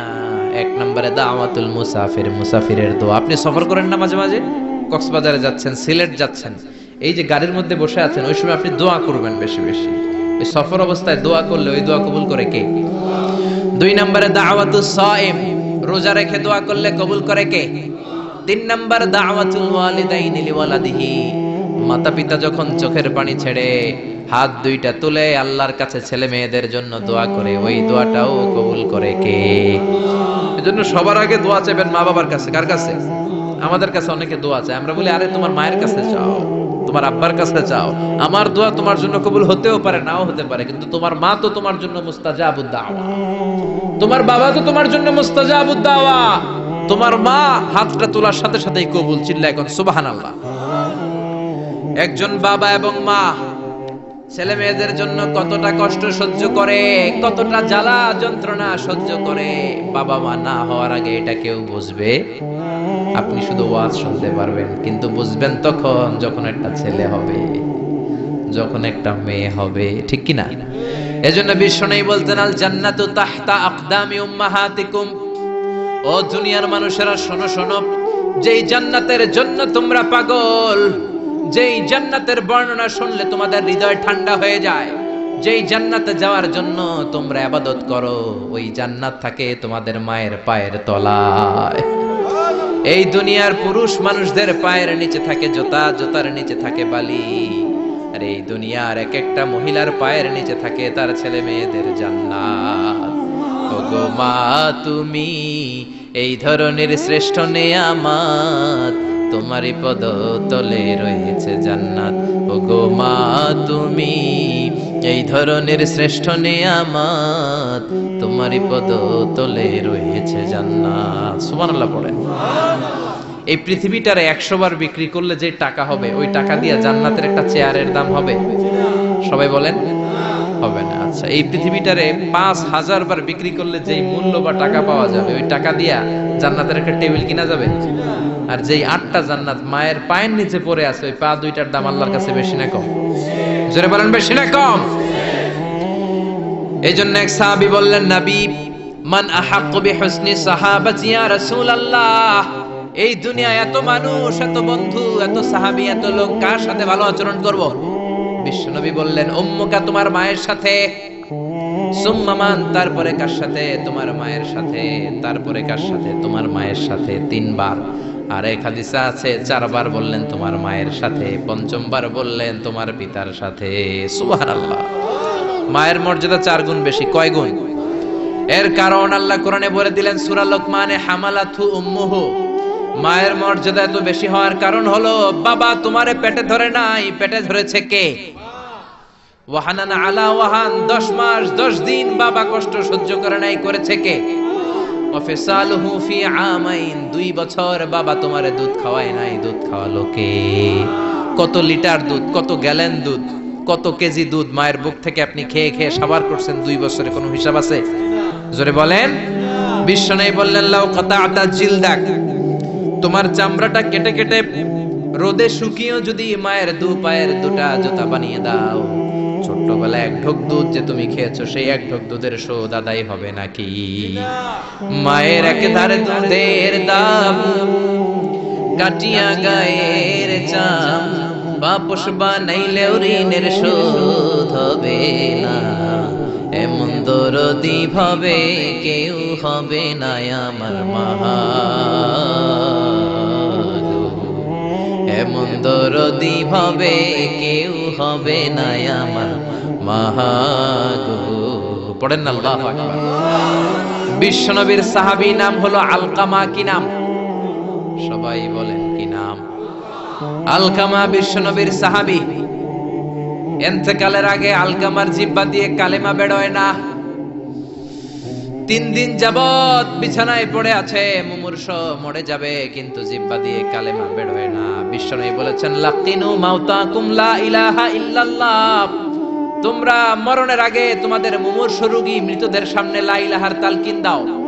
যখন দেখবেন আপনার চাচার রুহুটা বের হয়ে যাচ্ছে, দাদার রুহুটা বের হয়ে যাচ্ছে, বাবার রুহু বের হয়ে যাচ্ছে, তার শিয়রের সামনে, কানের সামনে বসে পড়তে আরম্ভ করবেন, লা ইলাহা লা ইলাহা ইল্লাল্লাহু মুহাম্মাদুর রাসূলুল্লাহ সাল্লাল্লাহু। কিন্তু বলবেন না এই কালেমা পড়ো, কালেমা পড়ো, কালেমা পড়েন, কালেমা পড়েন, এগুলো বলবেন না। শুধু তালকিন দিবেন, ওটা থেকেই উনি বুঝবেন। কারণ মৃত্যুর একটা কষ্ট আছে না নাই? মৃত্যুর যন্ত্রণায় সে অস্থির, আপনি জোরাজুরি করতেছেন কালেমা পড়, সে যদি বলে না পড়বো না, ঝামেলা আছে না নাই? এজন্য কানের সামনে শুধু তালকিন দিবেন। বিশ্বনবী বললেন, লাকিনু মাউতাকুম লা ইলাহা ইল্লাল্লাহ, তোমাদের মৃতদের সামনে, মুমূর্ষদের কানের সামনে শুধু লা ইলাহা পড়বা। ওনার বিবি, ওনার আত্মীয়রা আলকামা নামক সাহাবীর কানের সামনে লা ইলাহা পড়ে, 3 দিন ধরে কালেমা বের হয় না। কখন যেন মরে যায়, বিশ্বনবীর কাছে পাঠানো হলো। বিশ্বনবী সুহাইব আর বেলাল 2 জন সাহাবীকে পাঠালেন। তারা যেও কালেমার তালকিন দিল, কিন্তু মুখ দিয়ে কালেমা বের হয় না। বিশ্বনবী আলকামার বিবিরে ডেকে পাঠালো, বিবি, আলকামার বিবি, তোমার স্বামী কেমন ছিল? বলে, আমার স্বামী অনেক বড় আল্লাহর ওলি ছিল, নামাজ ছাড়তো না, তেলাওয়াত ছাড়তো না, জিকির ছাড়তো না। বিশ্বনবী বললেন, আলকামার বাবা মা কেউ বেঁচে আছে নাকি? বিবি বলে, আলকামার মা বেঁচে আছে, ডাকো। আলকামার মা আসার পরে বিশ্বনবী বললেন, আপনার ছেলে কেমন ছিল? নামাজ পড়তো নাকি, রোজা করতো নাকি, জিকির করতো নাকি? আলকামার মা বলে, সবই করতো। আপনার সাথে কেমন আচরণ করতো? এটা বলার পরে মা আর কথা বলে না, শুধু চোখের পানি ছাড়ে। আলকামার মা বলে, নবী, আলকামার ব্যাপারে আমার মনে অনেক দুঃখ, কোনোদিন আমার কথা শুনে নাই, শুধু বিবির কথা শুনতো, বউরে প্রাধান্য দিত, আমার যত্ন নিত না, আমার কথা বেশি শুনতো না, এজন্য আমার মনে আলকামার ব্যাপারে অনেক জ্বালা। বিশ্বনবী বললেন, আপনার ছেলেরে মাফ করে দেন। রাগের চোটে আলকামার মা বলে না, আমি মাফ করব না। বিশ্বনবী বললেন, ও সাহাবারা, লাকড়ি আনো, আগুন জ্বালাও, আলকামারে আমরা আগুনের উপর নিক্ষেপ করব। আগুন জ্বালানো হলো, সব সাহাবারা আলকামাকে ধরে আগুনের মধ্যে ফেলবে। ইন দা মিন টাইম দুঃখিনী মা বিশ্বনবীর পায়ের সামনে এসে বলে, ও নবী, আমার কলিজার টুকরাটারে আগুনে ফেলবেন না। ও নবী, আমার মনে আর কোনো জ্বালা নাই, আমার মনে আর কোনো দুঃখ নাই। আলকামা তো আমার নার ছেড়া ধন। 10 মাস 10 দিন আমার পেটে ছিল, আমার দেহ থেকে নিউট্রিশন নিয়ে, খাদ্য পুষ্টি নিয়ে আলকামা বড় হয়েছে। বেয়াদবি করেছে, কি হয়েছে? আমি আলকামারে মাফ করে দিলাম গো নবী। আলকামার মা, আলকামার শিয়রের সামনে দাঁড়িয়ে যখন মাফ করার ঘোষণা দিয়েছে, বিশ্বনবী সাক্ষী, সাহাবারা দাঁড়িয়ে আছে। আলকামা চিৎকার করে পড়তে আরম্ভ করলো, লা ইলাহা ইল্লাল্লাহু মুহাম্মাদুর রাসূলুল্লাহ সাল্লাল্লাহু আলাইহি ওয়াসাল্লাম। আল কালিমা তাইয়্যিবা চিৎকার করে পড়ার সাথে সাথে তার রূহ কবজ হয়ে গেল। চিল্লায় পড়েন আল্লাহু আকবার। এজন্য মায়ের দোয়া বড় দোয়া, বাবার দোয়া বড় দোয়া। মা বাবা দোয়া করলেও কবুল, বদদোয়া করলেও কবুল। মা বাবার শুধু যদি দোয়াটাই কবুল হতো তাহলে টেনশন নাই, দোয়া করে না তো কি হইছে। কিন্তু বদদোয়া করলেও কবুল করে নেয় কে? আল্লাহ। দোয়া করলেও কবুল, বদদোয়া করলেও। সাইয়েদনা ইব্রাহিম আলাইহিস সালাম সাইয়েদনা ইসমাঈল আর হাজরাকে, আরবিতে নাম হলো হাজার, রেখে গেলেন মক্কায়। উনার বিবি হাজরা ইন্তেকাল করলো, ছোট্ট দুধের শিশু উনার পায়ের ধাক্কায় জামজামের পানি বের হলো, বড় হতে লাগলেন। শৈশব পেরিয়ে কৈশোর, কৈশোর পেরিয়ে যৌবন, তাগড়া যুবক। তখন জুরহুম নামক একটা কওমের একটা মেয়েকে তিনি বিয়ে করলেন। বিয়ে করে সুখের সংসার শুরু করলেন আল্লাহর আদেশে। অনেক পরে সাইয়েদনা ইব্রাহিম তার কলিজার টুকরা ইসমাইলের বাড়িতে বেড়াতে গেল। কার বাড়িতে? কে গেল বেড়াতে? সাইয়েদনা ইব্রাহিম বেড়াতে গেলেন। যাওয়ার পরে দেখে সাইয়েদনা ইসমাইল ঘরে নাই। দরজার বাইরে থেকে সালাম দিলেন, আসসালামু আলাইকুম। এটা কিন্তু প্রামাণ্য বর্ণনা দিচ্ছি আমি বুখারী থেকে, বুখারীর বর্ণনা, এটা গল্প না। দরজার বাইরে থেকে সালাম দিলেন, আসসালামু আলাইকুম। ভেতর থেকে কর্কশ গলায়, ঝাঁঝালো কণ্ঠে, কণ্ঠের মধ্যে কোনো মায়া নাই, দয়া নাই, এরকম একটা কণ্ঠের মেয়ে উত্তর করে বলল, ওয়া আলাইকুমুস সালাম। সাইয়েদনা ইব্রাহিম জিজ্ঞেস করলো, কাইফা হালুকি ইয়া উম্মি, ও মা তুমি কেমন আছো? মেয়ে কয়, বেশি ভালো না। সংসার কেমন চলে? সুবিধার না। খাওয়া দাওয়া ঠিক মতো হয়নি না, কিচ্ছু হয় না। আমনে কেডা? সাইয়েদনা ইব্রাহিম বলে, আমি কে তোমার জানার দরকার নাই। ইদা জা যাওজুকি মিনাল গাবা, স্বামী যখন তোমার বন থেকে শিকার করে ফিরবে, ফাকরাই আলাইহিস সালাম, তোমার স্বামীরে আমার পক্ষ থেকে একটা সালাম দিবা। ও মুরিহিয়া ইয়াগাইরা আতাবাতা বাবিহি, বলবা ঘরের দরজার চৌকাঠটা যেন পাল্টে ফেলে। সাইয়েদনা ইব্রাহিম চলে গেলেন। বিকেল বেলা জঙ্গল থেকে শিকার করে সাইয়েদনা ইসমাইল ঘরে ফিরলেন। ঘরে ফেরার পর বিবি বলে, একটা বুড়া আইছিল। বুড়া? কে আইছিল? সাইয়েদনা ইসমাইল বলে, বুড়া? বুড়া মানুষ আবার আমার ঘরে আসবে কেন? কেন আসছে? আপনারে সালাম দিছে, ওয়া আলাইকুমুস সালাম। আর কি বলছে? বলেছে আপনি যেন ঘরের দরজার চৌকাঠ পাল্টে ফেলেন। ও মিয়া, চোর বোঝে চোরের সিগন্যাল, পুলিশ বোঝে পুলিশের সিগন্যাল, নবী বোঝে নবীর সিগন্যাল, ঠিক কিনা? সাইয়েদনা ইসমাইল তো বুঝে ফেললেন, কিরে ঘরের দরজার চৌকাঠ পাল্টে ফেলো, এরকম রূপক কথা, মেটাফরিক্যাল ইঙ্গিত দুনিয়ার সাধারণ মানুষ দিতে পারে না। চিৎকার দিয়ে বিবিরে বললেন, ও কপাল পুড়ি, তুই কি করলি? নিজের কপাল পুড়লি, নিজের কপালে নিজে কুড়াল দিলি। যেই লোকটারে বুড়া বুড়া বলে সম্বোধন করলি, ওই লোকটার কেউ নয়, আমার জন্মদাতা পিতা, এই জামানার সবচেয়ে বড় পয়গম্বর ইব্রাহিম খলিল। আমার বাবা যে সিগন্যাল দিয়েছে এটা তো গ্রিন সিগন্যাল না, এটা রেড সিগন্যাল। তার মানে তোর তালাক দিতে বলেছে, গেট আউট, গেট আউট, ডিভোর্সিও তালাক দিয়ে দিলাম, যা। আপনার আব্বাও যদি বলে তোমার বউরও তালাক দিয়ে দাও, দিয়ে দিবেন নাকি? এবার দিয়ে দিয়েন না। আপনার বাবাও বাবা, ইসমাইলের বাবা ইব্রাহিমও, কথা বলেন। সাইয়েদনা ইব্রাহিম ছিলেন আল্লাহর জালিল কাদের পয়গম্বর। আকাশ থেকে ওহী আসলে নবীরা কথা বলে, মন গড়া নবীরা কিছু বলে না। আপনার বউ, আপনার বউকে যদি আপনার বাবা বলে তোর বউরে তালাক দে, দিয়ে দিয়েন না আবার। কি করবেন? বুঝাবেন, বাবারও বুঝাবেন, বিবিরও বুঝাবেন, ঘরের ভিতরে সংলাপ করবেন, সমঝোতা করবেন। আমাদের দেশের দুই নেত্রী সংলাপ করে না তো কি হয়েছে? আমরা করব, আমরা ঘরে ঘরে সংলাপ করব, সমঝোতা করব, ঠিক কিনা? মিলায়ে দিবেন, মিলায়ে দিলে বরকত আছে না নাই? কেউ ঝগড়া লাগলে মিলাবেন, মারামারি লাগলে মিলাবেন, কেউ যদি আরেকজনরে মারতে যায় অন্তত হয় মিলায়ে দিবেন। যারা মিলায়ে দেয় তাদের মর্যাদা বাড়ায় দেয় কে? কিন্তু সমাজের কিছু দুষ্ট চরিত্রের লোক আছে, দুইজন যদি মারামারি লাগে আরো লাগায়া দেয়, আছে না নাই? আগুন লাগলে আপনারা কি ঢালেন? অনেকে তেল ঢালে, আছে না নাই? এখন আগুন লাগলে কি তেল ঢালবেন না পানি ঢালবেন? মিলায়ে দিবেন, বউরও বুঝাবেন, বাবারও বুঝাবেন, দুইজনরে বুঝায় আস্তে ধীরে আগাবেন। তালাক তো অনেক পরের কথা। ইসলামের দেয়া অনুশাসন যদি আমরা মেনে চলি, কোনোভাবেই তালাক হবে না। স্বামীকে আল্লাহ কিছু দায় দায়িত্ব দিয়েছেন, স্ত্রীকে আল্লাহ কিছু দায় দায়িত্ব দিয়েছেন।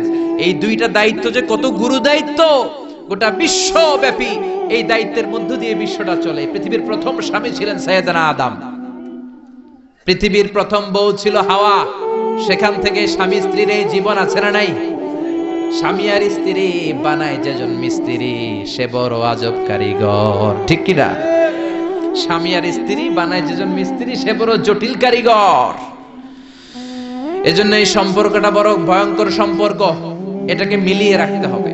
তালাকের সিস্টেম হচ্ছে, প্রথমে আপনি ফাইদুহুন্না, কোরআন বলে আপনি প্রথমে স্ত্রীকে ওয়াজ করবেন। ঝগড়া হলে কি করবেন? ঘরে ওয়াজ নাই, আছে মারামারি আর গিলাগিলি।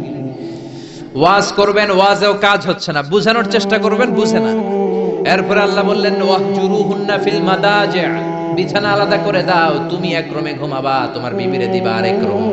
কিছুদিন বিচ্ছেদ চললে ওই বিবির অন্তরে ভালোবাসা তৈরি করে দিবে কে? সুবহানাল্লাহ পড়েন।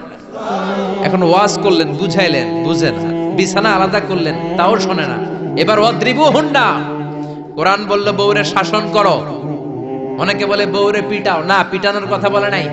ওয়াদ্রিবুহুন্না মানে তাদেরকে শাসাও, শাসন করো। মুফাসসিররা এটার তাফসীর করতে যে হয়রান হয়েছে যে কি দিয়ে পিটাবে। কোন মুফাসসির কয় খেজুরের ছোট্ট ডালা দিয়ে এরকম বাড়ি মারবে, আর বলবে ভালো কথা কই হনুস না কেন। অনেকে বলবে, অনেক মুফাসসির বলেছে মেসওয়াক দিয়ে বাড়ি মারবে। তোমার এত বোঝাই বুঝো না কেন? দুইটা ছেলে মেয়ে হয়েছে আমাদের, এত সুন্দর সংসার, হানিমুন করেছিলাম কক্সবাজারে, স্মৃতিগুলো কি তোমার মনে পড়ে না? তুমি আমার কৈতরি, তুমি আমার টুনটুনি, তুমি আমার সোনামণি, এগুলোকে বুঝাবেন। এরপরও মানে না। অনেক মুফাসসির কইছে বালিশ দিয়া পিটাইবেন, কোল বালিশ দিয়া, যাতে হাত পা না ভাঙে। ওয়াদ্রিবুহুন্না, অনেক ডাকাইতেছে লাঠি দিয়া পিটায়, আছে না নাই? ইসলাম বলে না না, বনিবনা না হলে প্রথম স্টেপ ওয়াজ করো, বুঝাও। 2 নম্বরে বিছানা আলাদা করে দাও, তারপরেও মানে না। 3 নম্বরে ওয়াদ্রিবুহুন্না মানে শাসন করো, যার যেরকম দরকার ওইরকম শাসন করবেন, তাতেও হয় না। তারপরে ফাবাআসু হাকামাম মিন আহলিহি হাকামাম মিন আহলিহা, এই 3টা স্টেপেও কাজ হয় না। আপনার মুরব্বিদের ডাকবেন, সালিস, মেয়ের পক্ষের মুরব্বিদের ডাকবেন, 2 পক্ষের বেআইনরা মিলে মিলছিল করে দেওয়ার চেষ্টা করবে, তাতেও কাজ হয় না। 4টা স্টেপ শেষ, 5ম স্টেপ হলো তালাক। আর আমরা দইরেই কই 3 তালাক, আছে না নাই? ওমরে ফারুকের জামানায় এক লোক তার বউরে দিছে 100 তালাক, রাগের চোটে। এরকম ডাকাইত আমাদের দেশে আছে না নাই? এখন বিবি এসে বলে, ওমরে ফারুক 100 তালাক দিয়েছে আমার স্বামী, কি করব? সাইয়েদনা ওমরে ফারুক বলে, তোর ডাকাইত স্বামীটা কোথায়? কয় এই জায়গায়। কিরে কয় তালাক দিছিস? কয় 100টা। দিবি 3টা, 100টা দিলি কেন? কয় রাগের মাথায় দিছে। কয় দাঁড়া, তোর বিচার করতেছে। 3 তালাকে তোর বউ তালাক, বাকি 97 তালাক তোর পিঠে পড়বে। সুবহানাল্লাহ কইতে মন চায় না? এজন্য এই হচ্ছে তালাকের সিস্টেম। কতগুলো স্টেপ আপনি পার হলেন, তারপরেও আপনি একসাথে 3 তালাক দিবেন না। ইসলামের তালাককে 2 ভাগে ভাগ করা হয়েছে, একটা আত-তালাক আস-সুন্নি আর একটা তালাক আল-বিদআই। তালাক আস-সুন্নি মানে সুন্নতি তালাক, আর তালাক আল-বিদআই মানে বেদাতি তালাক। বেদাতি তালাক হচ্ছে রাগের মাথায় 3 তালাক, 14 তালাক, 22 তালাক। কিন্তু তালাক সুন্নি, সুন্নাত সম্মত তালাক হচ্ছে আপনার বিবি যখন পবিত্র, মানে যখন পিরিয়ড হচ্ছে না, ওরকম একটা পবিত্র সময় তারে আপনি তালাক দিবেন। 1 মাসের সময় আছে, একটা তালাক দিবেন, 1 মাসের ডিউরেশন, এর মধ্যে বিবির আবার নিয়ে আসতে পারবেন, কোনো সমস্যা নাই। সুবহানাল্লাহ পড়েন। 1 মাস পরেও মানে না, এরপরে দিবেন দ্বিতীয় মাসের দ্বিতীয় তালাক, তার মানে আরো 1 মাস, মোট কয় মাস? 2 মাস পরেও মিলমিশ হয় না, তারপরে তৃতীয় মাসে তালাক দিলেন। এই 3 তালাক দেওয়ার পরে বিবি আবাদুল আবাদ আপনার জন্য হারাম হয়ে গেল। কত সুন্দর স্টেপ মেনটেন করে কত দূরে তালাক, আর আমরা দইরেই কই তালাক। এজন্য খবরদার। সাইয়েদনা ইসমাইল বললেন, কপাল পুড়লি তুই, যারে বুড়া বলে গালি দিলি আসলে বুড়া নয়, এই লোকটাই আমার বাবা ইব্রাহিম খলিল। আমার বাবা বলেছে তোরে তালাক দিতে, গেট আউট, গেট আউট, তালাক দিয়ে দিলাম তোরে, যা ভাগ। বউ শেষ, নতুন বিয়ে করলো, নতুন সুখের সংসার। 3 বছর পর সাইয়েদনা ইব্রাহিম আবার ছেলের বাড়িতে বেড়াতে আসলেন। আজকেও সাইয়েদনা ইসমাইল ঘরে নাই। সাইয়েদনা ইব্রাহিম আজকে সালাম দিলেন, আসসালামু আলাইকুম। সাইয়েদনা ইব্রাহিম সালাম দিলেন, আজকে ঘরের ভেতর থেকে জাদুমাখা কণ্ঠে, মধুমাখা কণ্ঠে, সুরেলা কণ্ঠে একটা মেয়ে বলল, ওয়া আলাইকুমুস সালাম। সাইয়েদনা ইব্রাহিম বললেন, কাইফা হালুকি ইয়া উম্মি মা, কেমন আছো? মেয়েটা বলে, আলহামদুলিল্লাহ আলা কুল্লি হাল, সব সময় আলহামদুলিল্লাহ। সব সময় কি? তোমাদের জীবন যাপন কেমন চলে? খুব ভালো চলে। তোমার স্বামী কই? বনে গিয়েছে। এবার মেয়েটা বলে, আপনি কে? সাইয়েদনা ইব্রাহিম বলে, আমার পরিচয় দেব না। মেয়েটা বলে, আপনার পরিচয় না দিল আপনার সাথে কথা বলবো না। আমরা স্বামী স্ত্রী 2 জন থাকি মরুভূমির মাঝখানে, আমাদের খোঁজ খবর নেওয়ার কেউ নাই। আপনি কে? এরকম দিল দরিয়ার একজন মুরব্বী আমাদের খোঁজ নিতে আসলেন, আপনার পরিচয়টা আপনি বলেন। সাইয়েদনা ইব্রাহিম তার পরিচয় দেয় না। মেয়ে বলে, পরিচয় না দিলে আমি কথাও কই না। বাধ্য হয়ে ঘরের ভিতরে ঢুকলেন, জোর করে মেয়েটা সাইয়েদনা ইব্রাহিমকে ঘরে ঢুকালেন, রুটি বানিয়ে খাওয়ালেন, গোশত খাওয়ালেন, খেজুর খাওয়ালেন, শরবত খাওয়ালেন। ও মিয়া, আগেরটাও মাইয়া, এইটাও পার্থক্য আছে না নাই? মেয়েটা বলে, আমার জন্য দোয়া করেন।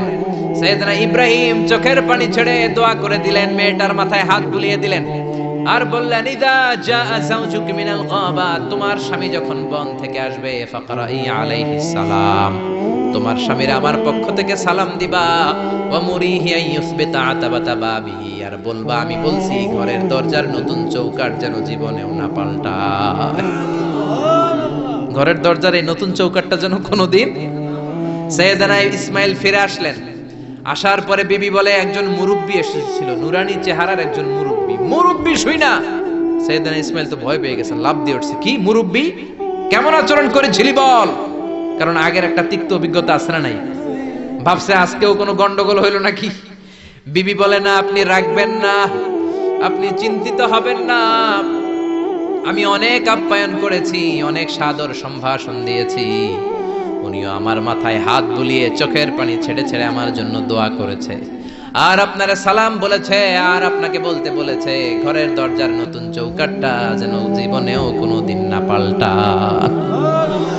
সাইয়েদনা ইসমাইল আল্লাহু আকবার বলে চিৎকার করে উঠলেন, বিবিকে বুকে জড়িয়ে ধরলেন, বললেন, ও বিবি, তুই তো গোল্ডেন এ প্লাস। তুই কি? তুই তো গোল্ডেন এ প্লাস, তুই তো 100তে 100 পাইলি। তোর কপালটা নুরানি হয়ে গেল, উজালা হয়ে গেল। যেই বয়স্ক লোকটা এসে এই কথাটা বলেছে, বয়স্ক লোকটা আর কেউ না, তোর শ্বশুর, আমার বাবা ইব্রাহিম খলিল। আর যেই কথা বলেছে, এই কথাটার মানে হলো তোরে যেন আমি তালাক না দেই, তোর হাতটা যে আমি ধরলাম, এই হাত ধরেই যেন তোরে নিয়ে জান্নাতে ঢুকে যায়। আল্লাহু আকবার। এজন্য বাবার দোয়া, মায়ের দোয়া যার জীবনের মধ্যে আছে, তার জীবনে কোনো ভয় আছে নাকি? জোরে বলেন, কোনো ভয় আছে? এজন্য দোয়া নিবেন বাবার কাছ থেকে, মায়ের কাছ থেকে। সাইয়েদনা মুসা আলাইহিস সালাম আল্লাহরে বললেন, আল্লাহ, মাইয়াকুনু জালিসি ইয়াউমাল কিয়ামা, কিয়ামতের দিন বিচারের শেষে বনি ইসরাইলের আমি বড় পয়গম্বর মুসা যখন জান্নাতে যাব, কে আমার সাথে জান্নাতি হবে? আল্লাহ বললেন, সাহিবুকা ফিল জান্নাতি জাজ্জার, তোমার সাথে জান্নাতে ঢুকবে বনি ইসরাইলের একজন কসাই। কে? কসাই। সুবহানাল্লাহ কইবেন না? একজন কসাই যাবে। মুসা আলাইহিস সালাম বললেন, কি রে, আমি এত বড় নবী, কোন নবী যাবে না আমার সাথে, কোন ওলি যাবে না, কোন হাফেজে কোরআন যাবে না, কোন আলেম যাবে না, কসাই যাবে কেন? আল্লাহ বললেন, দেখে আসো কেন যাবে কসাই। সাইয়েদনা মুসা আলাইহিস সালাম কসাইয়ের দোকানে গেলেন, দেখলেন না কসাইয়ের স্পেশাল কোনো আমল তো দেখা যায় না, খালি গোশত কোপায়। কি কোপায়? সারাদিন গোশত বিক্রির পরে বিকেল বেলা সবচেয়ে চমৎকার গোশতের একটা টুকরা নিয়ে কসাই দোকান বন্ধ করে বাড়িতে যায়। সাইয়েদনা মুসা আলাইহিস সালাম ছদ্মবেশে কসাইয়ের পেছনে পেছনে যায়। কসাই ঘরে ঢুকার পরে সাইয়েদনা মুসা আলাইহিস সালাম ঘরে নক করা শুরু করলেন। কসাই দরজা খুলে দেওয়ার পর সাইয়েদনা মুসা আলাইহিস সালাম পরিচয় গোপন করে বলে, আমি একজন মুসাফির, আজকে রাতে আপনার ঘরে থাকতে চাই। কসাই বলে, আহলান সাহলান মারহাবান তাইয়িবা, আসেন, থাকেন, কোনো সমস্যা নাই, পাশের ঘরে বসেন, ওই ঘরে আমার একটু কাজ আছে।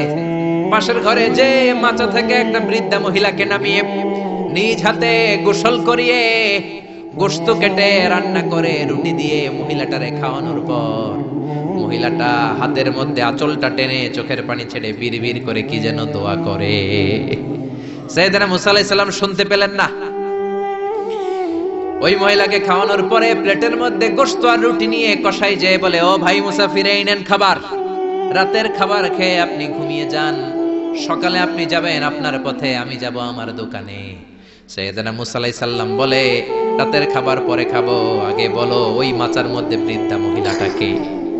কসাই বলে, এই মহিলাটা ছাড়া এই পৃথিবীতে আমার কেউ নাই, আমি ছাড়া এই মহিলাটারও আর কেউ নাই।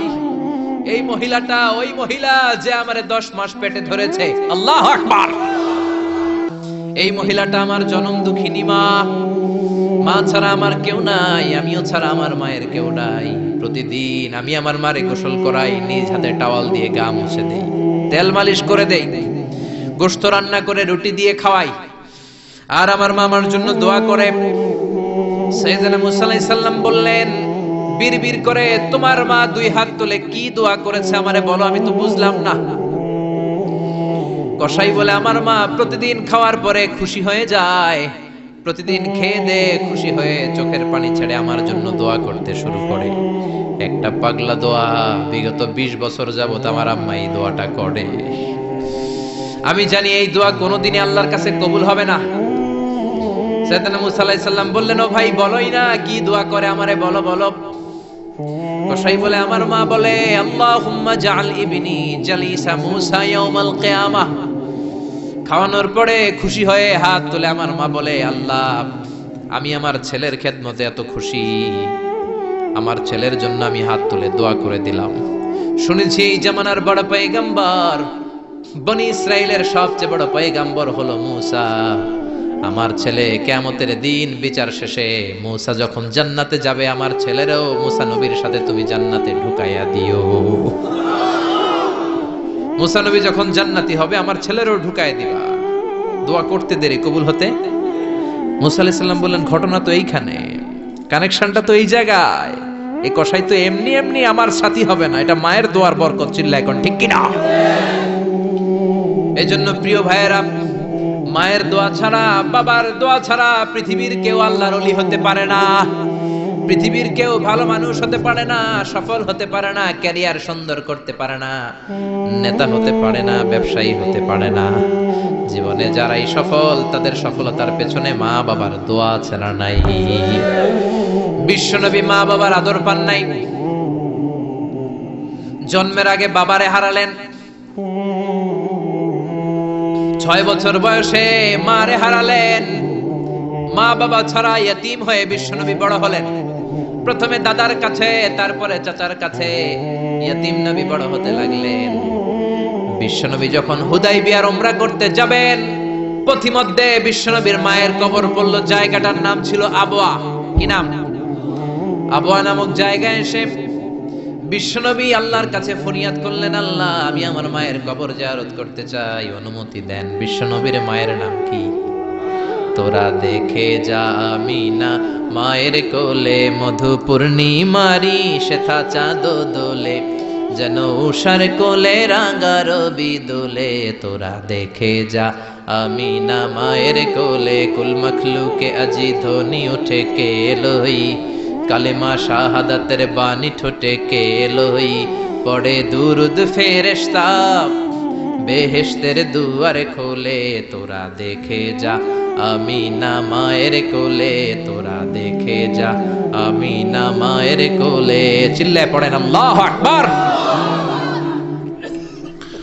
বিশ্বনবী মায়ের কবরের সামনে যখন দাঁড়ালেন, 1400 সাহাবাকে নিয়ে প্রত্যেকের গায়ে একটা ইজার একটা রিদা উমরা করবেন। বিশ্বনবী 1400 সাহাবীদের দিকে তাকিয়ে বললেন, ও সাহাবারা, এই যে সামনে পাহাড়ের ছোট্ট টিলাটা দেখতে পাও, এইখানে আমার মা আমেনার কবর। আল্লাহ আমাকে আমার মায়ের কবর জিয়ারতের অনুমতি দিয়েছে, আমি জিয়ারত করব। কিন্তু খবরদার খবরদার, তোমরা কেউ কান্নাকাটি করতে পারবা না। 1400 সাহাবীকে কান্না করতে নিষেধ করে নিজের মায়ের কবরের সামনে দাঁড়িয়ে বিশ্বনবী ছোট্ট বাচ্চার মতো হাউমাউ করে কান্না শুরু করে দিলেন। বিশ্বনবীর চোখের পানি দেখে 1400 সাহাবা কান্না শুরু করে দিল। বিশ্বনবী সাহাবীদের দিকে মুখ ফিরিয়ে বলে, ও সাহাবারা, কাঁদো কেন? তোমাদেরকে না বললাম তোমরা কেঁদো না? সাহাবারা বলল, নবী, আপনাকে আমরা আমাদের কলিজার চাইতে বেশি ভালোবাসি। আপনারে যখন আমরা কান্না করতে দেখি, আমাদের দুটি চোখ আমরা আর শুকনা রাখতে পারি না। আপনি কাঁদেন তাই আমরাও কাঁদি। বিশ্বনবী বললেন, আদ্রাকাতনি রাহমাতুহা ফাবাকাইতু। আমার মা আমেনা যে আমারে ছোটবেলা আদর করেছে, সোহাগ দিয়েছে, ভালোবেসেছে, ওই আদরের কথা আমার মনে পড়েছে। আমার মা আমেনা আমারে জাইতুনের তেল মালিশ করে দিত। আমার মা আমেনা আমারে জামা পরিয়ে দিত। আমার মা আমেনা তার দুটি ঠোঁট দিয়ে এমন কোন জায়গা নাই আমার দেহে চুমু দেয় নাই। আমার মায়ের কথা আমার মনে পড়েছে, তাই আমি কেঁদেছি। তোমরা কাঁদো কেন? বিশ্বনবী নিজেও মায়ের কবরের সামনে দাঁড়িয়ে নিজেও ধৈর্য ধারণ করতে পারে নাই। এজন্য মায়ের দোয়া নেয়ার দরকার আছে দাঁড়াই। কানা ইউকসিমু লাহমান ফিল জিআররানা। জিআররানা নামক জায়গার মধ্যে বিশ্বনবী কুরবানির গোশত বিতরণ করছিলেন। বিশাল লাইন। কুরবানির গোশত মাঝে মাঝে বিতরণ হয় না, লাইন ধরে লোকজন নেয় না, বিশাল বড় লাইন। এই বিশাল লম্বা লাইনে হাজার হাজার মানুষ। এই লাইনের মধ্য থেকে একজন বৃদ্ধা মহিলাকে বিশ্বনবী আলাদা করে নিলেন। নিয়ে বিশ্বনবী গায়ের চাদরটা বিছিয়ে বসতে দিলেন। বড় একটা গোশতের প্যাকেট দিলেন। মহিলাটাও বিশ্বনবীর মাথায় হাত বুলিয়ে দোয়া করে দিল। চিল্লায় পড়েন সুবহানাল্লাহ। সাহাবারা বললেন, নবী, হাজার হাজার মানুষ গোশত নেয়ার জন্য লাইন ধরেছে, কাউরে আপনি লাইন থেকে আলাদা করে নেন নাই। নিজের চাদরের উপর জীবনে কাউরে বসতে দিতে দেখি নাই। কে এই মহিলা? বিশ্বনবী বললেন, জন্মের আগে আমি বাবা হারিয়েছি। মাত্র 6 বছর বয়সে আমার মা আমেনাকেও হারিয়েছি। মায়ের দুধ আমি খেতে পারি নাই। যেই মহিলাটাকে চাদরের উপর বসতে দিলাম, এটা হলো এই বনি সাদ গোত্রের হালিমা, যার বুকের দুধ খেয়ে আমি বড় হয়েছি। হালিমাতুস সাদিয়া, যার বুকের দুধ খেয়ে আজকের এই তরতাজা নবী আমি মুহাম্মদ। এজন্য মারে পায় নাই, দুধ মারে সম্মান করেছে, দুধ মার কাছ থেকে দোয়া নিয়েছে বিশ্বনবী। চিল্লায় বলেন ঠিক কিনা? এজন্য যুবক ভাইয়েরা যারা আছো, খবরদার মা বাবার সাথে বেয়াদবি করা যাবে না। আল্লাহ বললেন, আমার দুইটা ফয়সালা। 1 নাম্বার ফয়সালা ইবাদত হবে একজনের, তিনি কে? 2 নাম্বার ফয়সালা ভালো আচরণ করতে হবে মা বাবার সাথে। আল্লাহর ইবাদত করা যেমনি ফরজ, মা বাবার সাথে ভালো আচরণ করাও ফরজ। ঠিক কিনা? নাকি মা বাবার সাথে ভালো আচরণ করা, ইহসান করা নফল? হ্যাঁ, মা বাবার সাথে ভালো আচরণ করা মনে হয় অপশনাল না? এটা কি অপশনাল না কম্পালসারি? এটা কম্পালসারি। খবরদার, যদি কোনো বেয়াদবি হয়ে থাকে আজকেই মাহফিলের পরে মা বাবার পা ধরে মাফ চাবো। রাজি আছি আমরা? এজন্য খবরদার, মাতা পিতার সাথে ইহসান করতে হবে। ইসলাম হচ্ছে ইটস এ ব্যালেন্সড রিলিজিয়ন, ভারসাম্যপূর্ণ জীবন ব্যবস্থা। সব দায় দায়িত্ব আল্লাহ আবার শুধু ছেলে মেয়েদেরকে দেয় নাই, মা বাবারও কিছু দায় দায়িত্ব আছে না নাই? জোরে বলেন।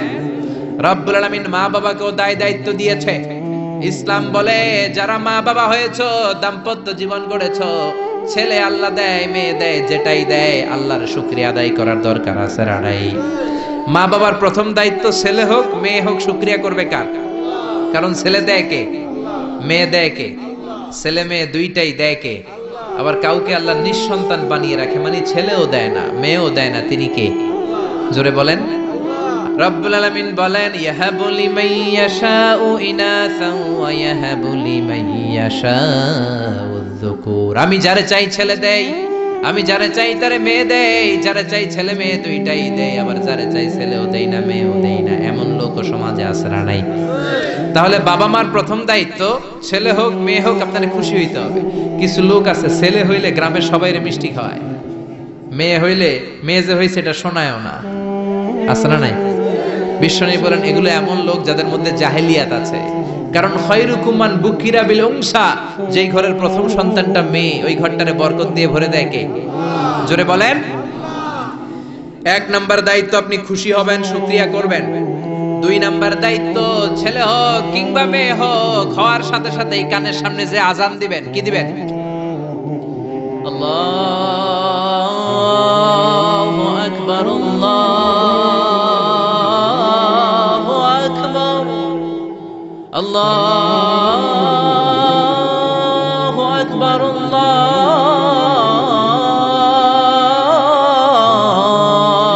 আকবার, পড়েন আল্লাহু আকবার। এখন ছেলে হইছে মেয়ে হইছে, আজান দেওয়ার জন্য মুয়াজ্জিন সাহেবরে টোকায়, আছে না নাই? ইমাম সাহেবরে টোকায়, আছে না নাই? বিশ্বনবীর প্রথম নাতিটার নাম ছিল হাসাইন। দুই নাতি তো, বড় জনের নাম হাসান, ছোট জনের নাম হাসান। জন্ম হওয়ার সাথে সাথে বিশ্বনবী ঘরে ঢুকে দুই কানের মধ্যে হাত লাগিয়ে হাসানের কানের সামনে দাঁড়িয়ে বিশ্বনবী নিজে আজান দিয়েছেন। এই জন্য নিজের ছেলে হলে নিজে আজান দিবেন, অথবা আপনার নাতি হইলে দাদা হিসেবে আপনি আজান দিবেন, আপনার ভাতিজা ভাতিজি হয়েছে চাচা হিসেবে আপনি আজান দিবেন। ইমাম সাহেবরে টোকানোর দরকার নাই। একজন মুসলমান হিসেবে সবার ভালো করে আজান একামত জানার দরকার আছে না নাই? তাহলে ছেলে হোক মেয়ে হোক খুশি হবেন, এটা হলো প্রথম দায়িত্ব বাবা মার। যত মায়েরা, আমার মাইকের আওয়াজ যদি আপনাদের কানে যায়, মায়েরা শোনেন, আর বাবা যারা এসেছেন মনোযোগ দিয়ে শোনেন। এক নম্বরে বাবা মার দায়িত্ব প্যারেন্টিং, এটা বলে parenting, how to rare up your children, কেমন করে ছেলে মেয়েদেরকে বড় করবেন, এই ব্যাপারে ইসলামে দিক নির্দেশনা আছে না নাই? এক নম্বরে ছেলে হোক মেয়ে হোক শুকরিয়া কার? দুই নম্বরে ছেলে হওয়ার সাথে সাথে মেয়ে হওয়ার সাথে সাথে আজানের দরকার আছে না নাই? তিন নম্বরে সপ্তম দিনে ছেলে হোক মেয়ে হোক আকিকা দিবেন। ছেলে হলে 2টা ছাগল, মেয়ে হলে 1টা ছাগল, সপ্তম দিনে দিবেন। কততম দিনে? অনেকে কুরবানির সাথে দেয়, কুরবানির সাথে নয়, সপ্তম দিনে দিবেন।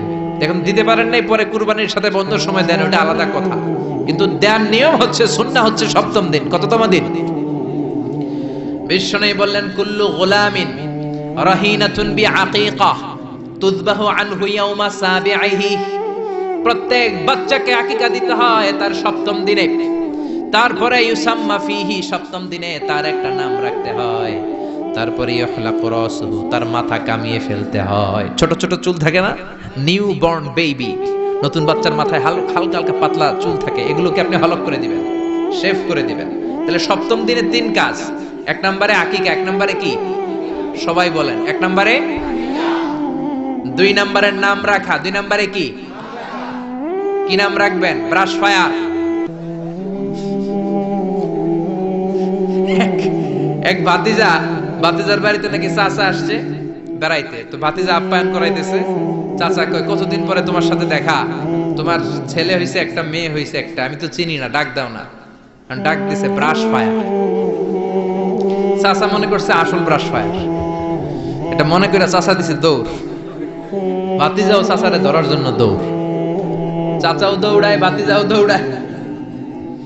চাচা কয় ভাতিজা বয়স আমার 70-80, তুই আমার ব্রাশ ফায়ার করিস না।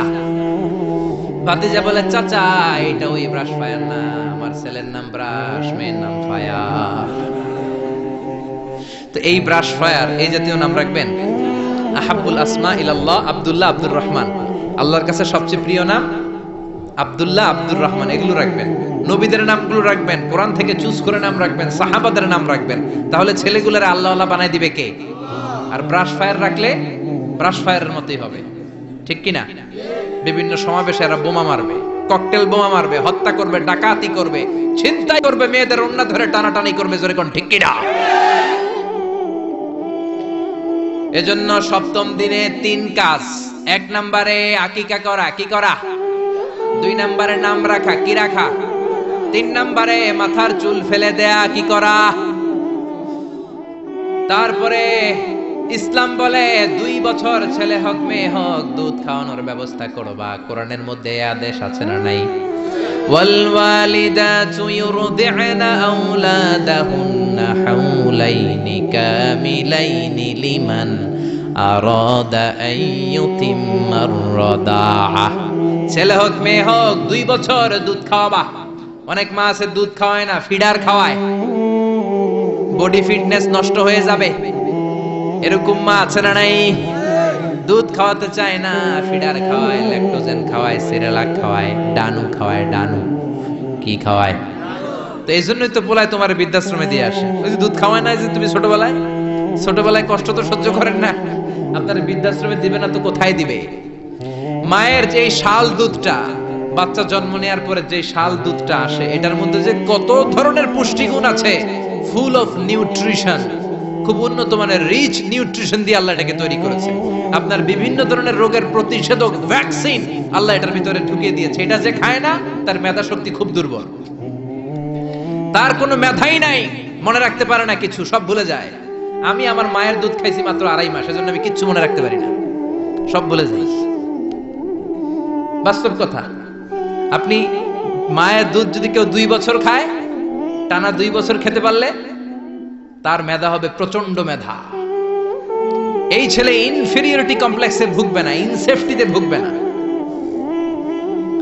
অনেক মায়েরা অসুস্থ হয়ে যায়, এজন্য খাওয়াতে পারে না, সেটা ভিন্ন ব্যাপার।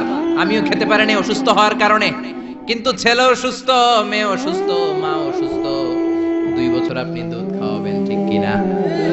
যদি দুধ না খাওয়ান তাহলে ছেলে মেয়ের হক নষ্ট করলেন। অনেক মা খাওয়াতে চায় না, আছে না নাই? যারা বলেন আছে না নাই? কিন্তু অসুস্থতার কারণে যদি কেউ না খাওয়ায় সেটা ভিন্ন ব্যাপার। এজন্য প্রথম দায়িত্ব হলো শুকরিয়া করবেন আল্লাহর, ছেলে হোক মেয়ে হোক। এরপরে জন্ম নিলে আজান দিবেন, জন্মের 7ম দিনে আকিকা দিবেন, সুন্দর একটা নাম রাখবেন, মাথার চুল ফেলে দিবেন, তারপর 2 বছর দুধ খাওয়াবেন।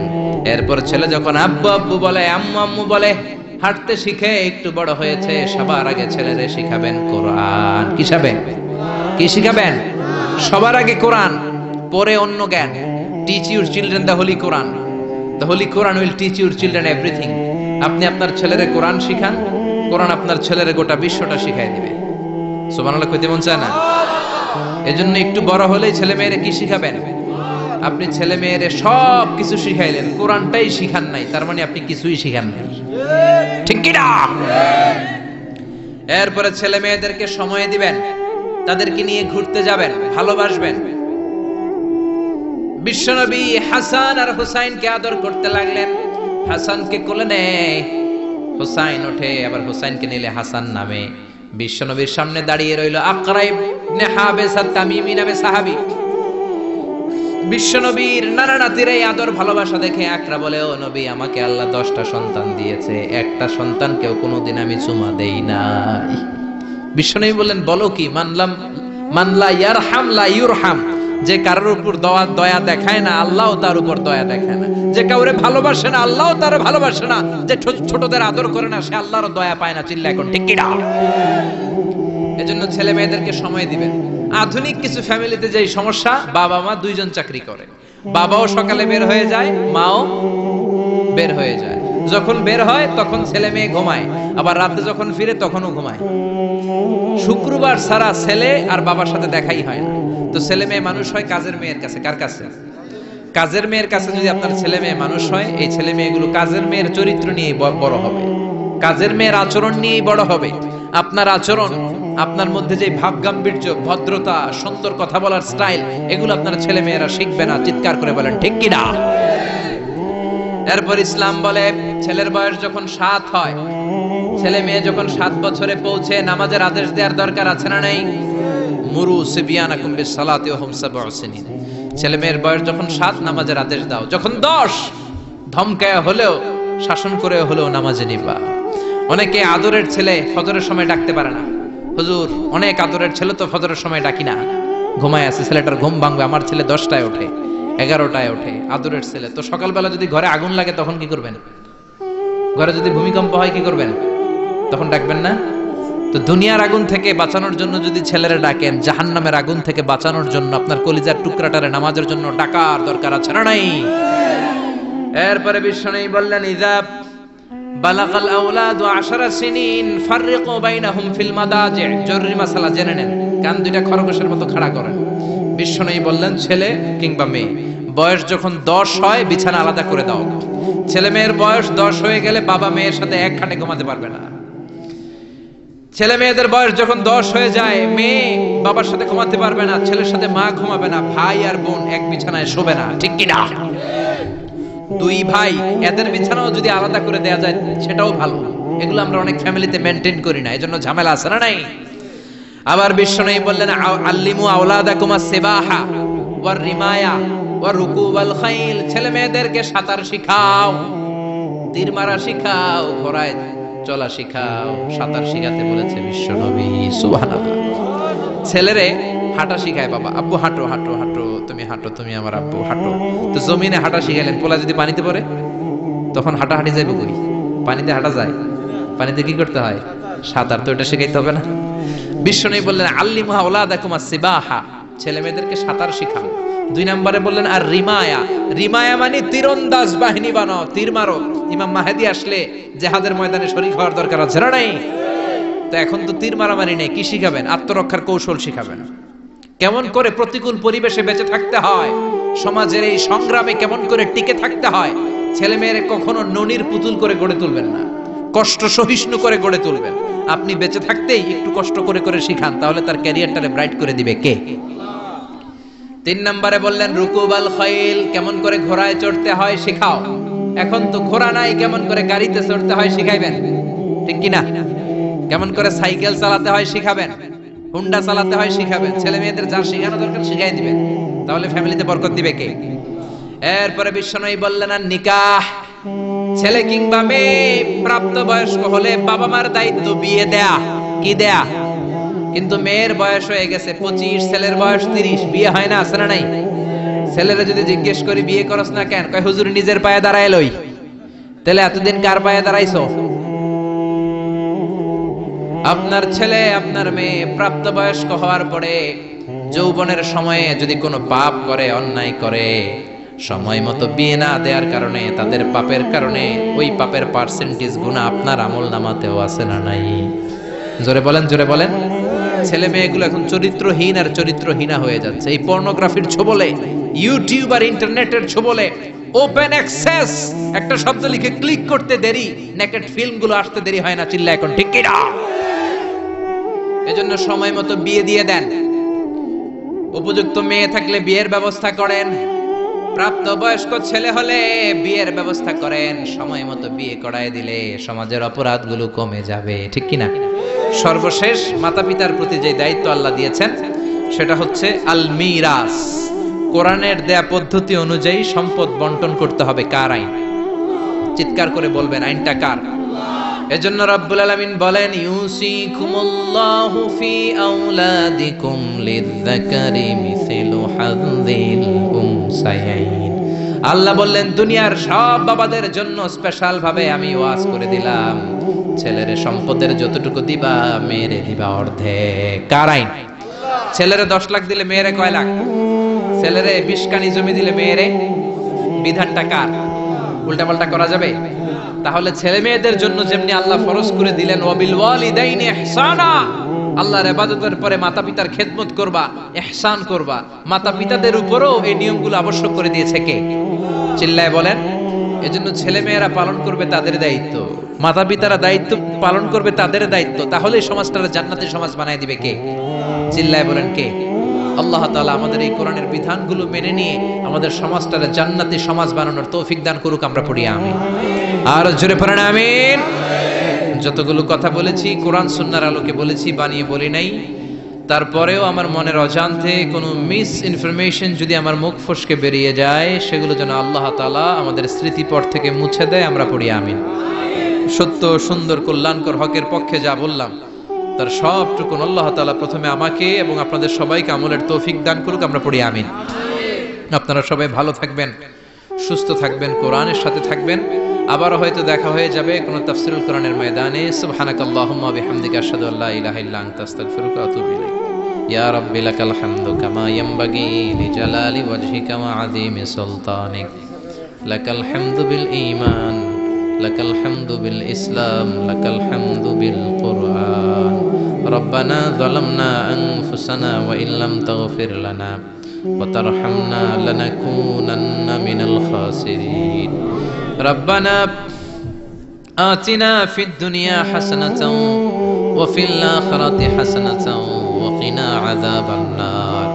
ও জান্নাতের মালিক, জাহান্নামের মালিক, আমরা তোমার কাছে জান্নাত চাই, জাহান্নাম থেকে বাঁচতে চাই। ও আরশের মালিক, লৌহে মাহফুজের মালিক, সিদরাতুল মুনতাহার মালিক, বাইতুল মামুরের মালিক, আকাশের মালিক, জমিনের মালিক, নবমণ্ডলের মালিক, ভূমণ্ডলের মালিক। তোমার আকাশ বাতাস, নবমণ্ডল, ভূমণ্ডল, এগুলোর তুলনায় আমাদের এই হাত দুইটা একেবারেই ছোট্ট রে আল্লাহ। ছোট্ট দুটো হাত পেতে বুক ভরা আশা নিয়ে তোমার শাহী দরবারে ভিক্ষুকের মতো চেয়ে রইলাম। রব্বুল আলামিন, আমাদের হাত দুইখানা তুমি কবুল আর মঞ্জুর করে দাও। আমরা সবাই গুনাহগার, গুনাহমদের বেশুমার। আকাশের নিচে, জমিনের উপরে আমাদের চেয়ে বড় গুনাহগার হয়তো আর কেউ নাই। সগীরা কবিরা, জেনে না জেনে, ইচ্ছায় অনিচ্ছায় বন্ধুর পাল্লায় পড়ে, শয়তানের ধোকায় পড়ে লক্ষ লক্ষ কোটি কোটি গুনাহ করেছি। আজকের এই তাফসীরুল কোরআনের প্রোগ্রামের বরকতে, এই মাহফিলে আসার বরকতে তুমি আমাদের জিন্দেগীর সব গুনাহ খাতা মাফ করে দাও। আমার প্রবাসী ভাইয়েরা আজকে মাহফিলের জন্য অনেক প্রচেষ্টা করেছে, আল্লাহ তাদেরকে তুমি কবুল করে নাও। দেশের বাইরে আমার যে প্রবাসী ভাইয়েরা আছে, রব্বুল আলামিন সমস্ত বালা মুসিবত থেকে তাদের হেফাজত করো। রব্বুল আলামিন, আমার কোন ভাই কোন মাকাসেদ নিয়ে, কোন জ্বালা যন্ত্রণা নিয়ে হাত তুলেছে আমি জানি না, তোমার জানার বাকি নাই। আমার ভাইদের মনের সব নেক মাকাসেদ তুমি পূরণ করে দাও। রব্বুল আলামিন, সূরাতু বনি ইসরাইলের আলোকে তোমার দুইটা ফয়সালার কথা আমরা জানতে পারলাম। শুধুমাত্র কেবলমাত্র একমাত্র ইবাদত হবে তোমার, আর কারো ইবাদত করা যাবে না। তোমার ইবাদত করতে করতে করতে করতে যেন আমরা মৃত্যুর কোলে ঢলে পড়তে পারি, তৌফিক দাও।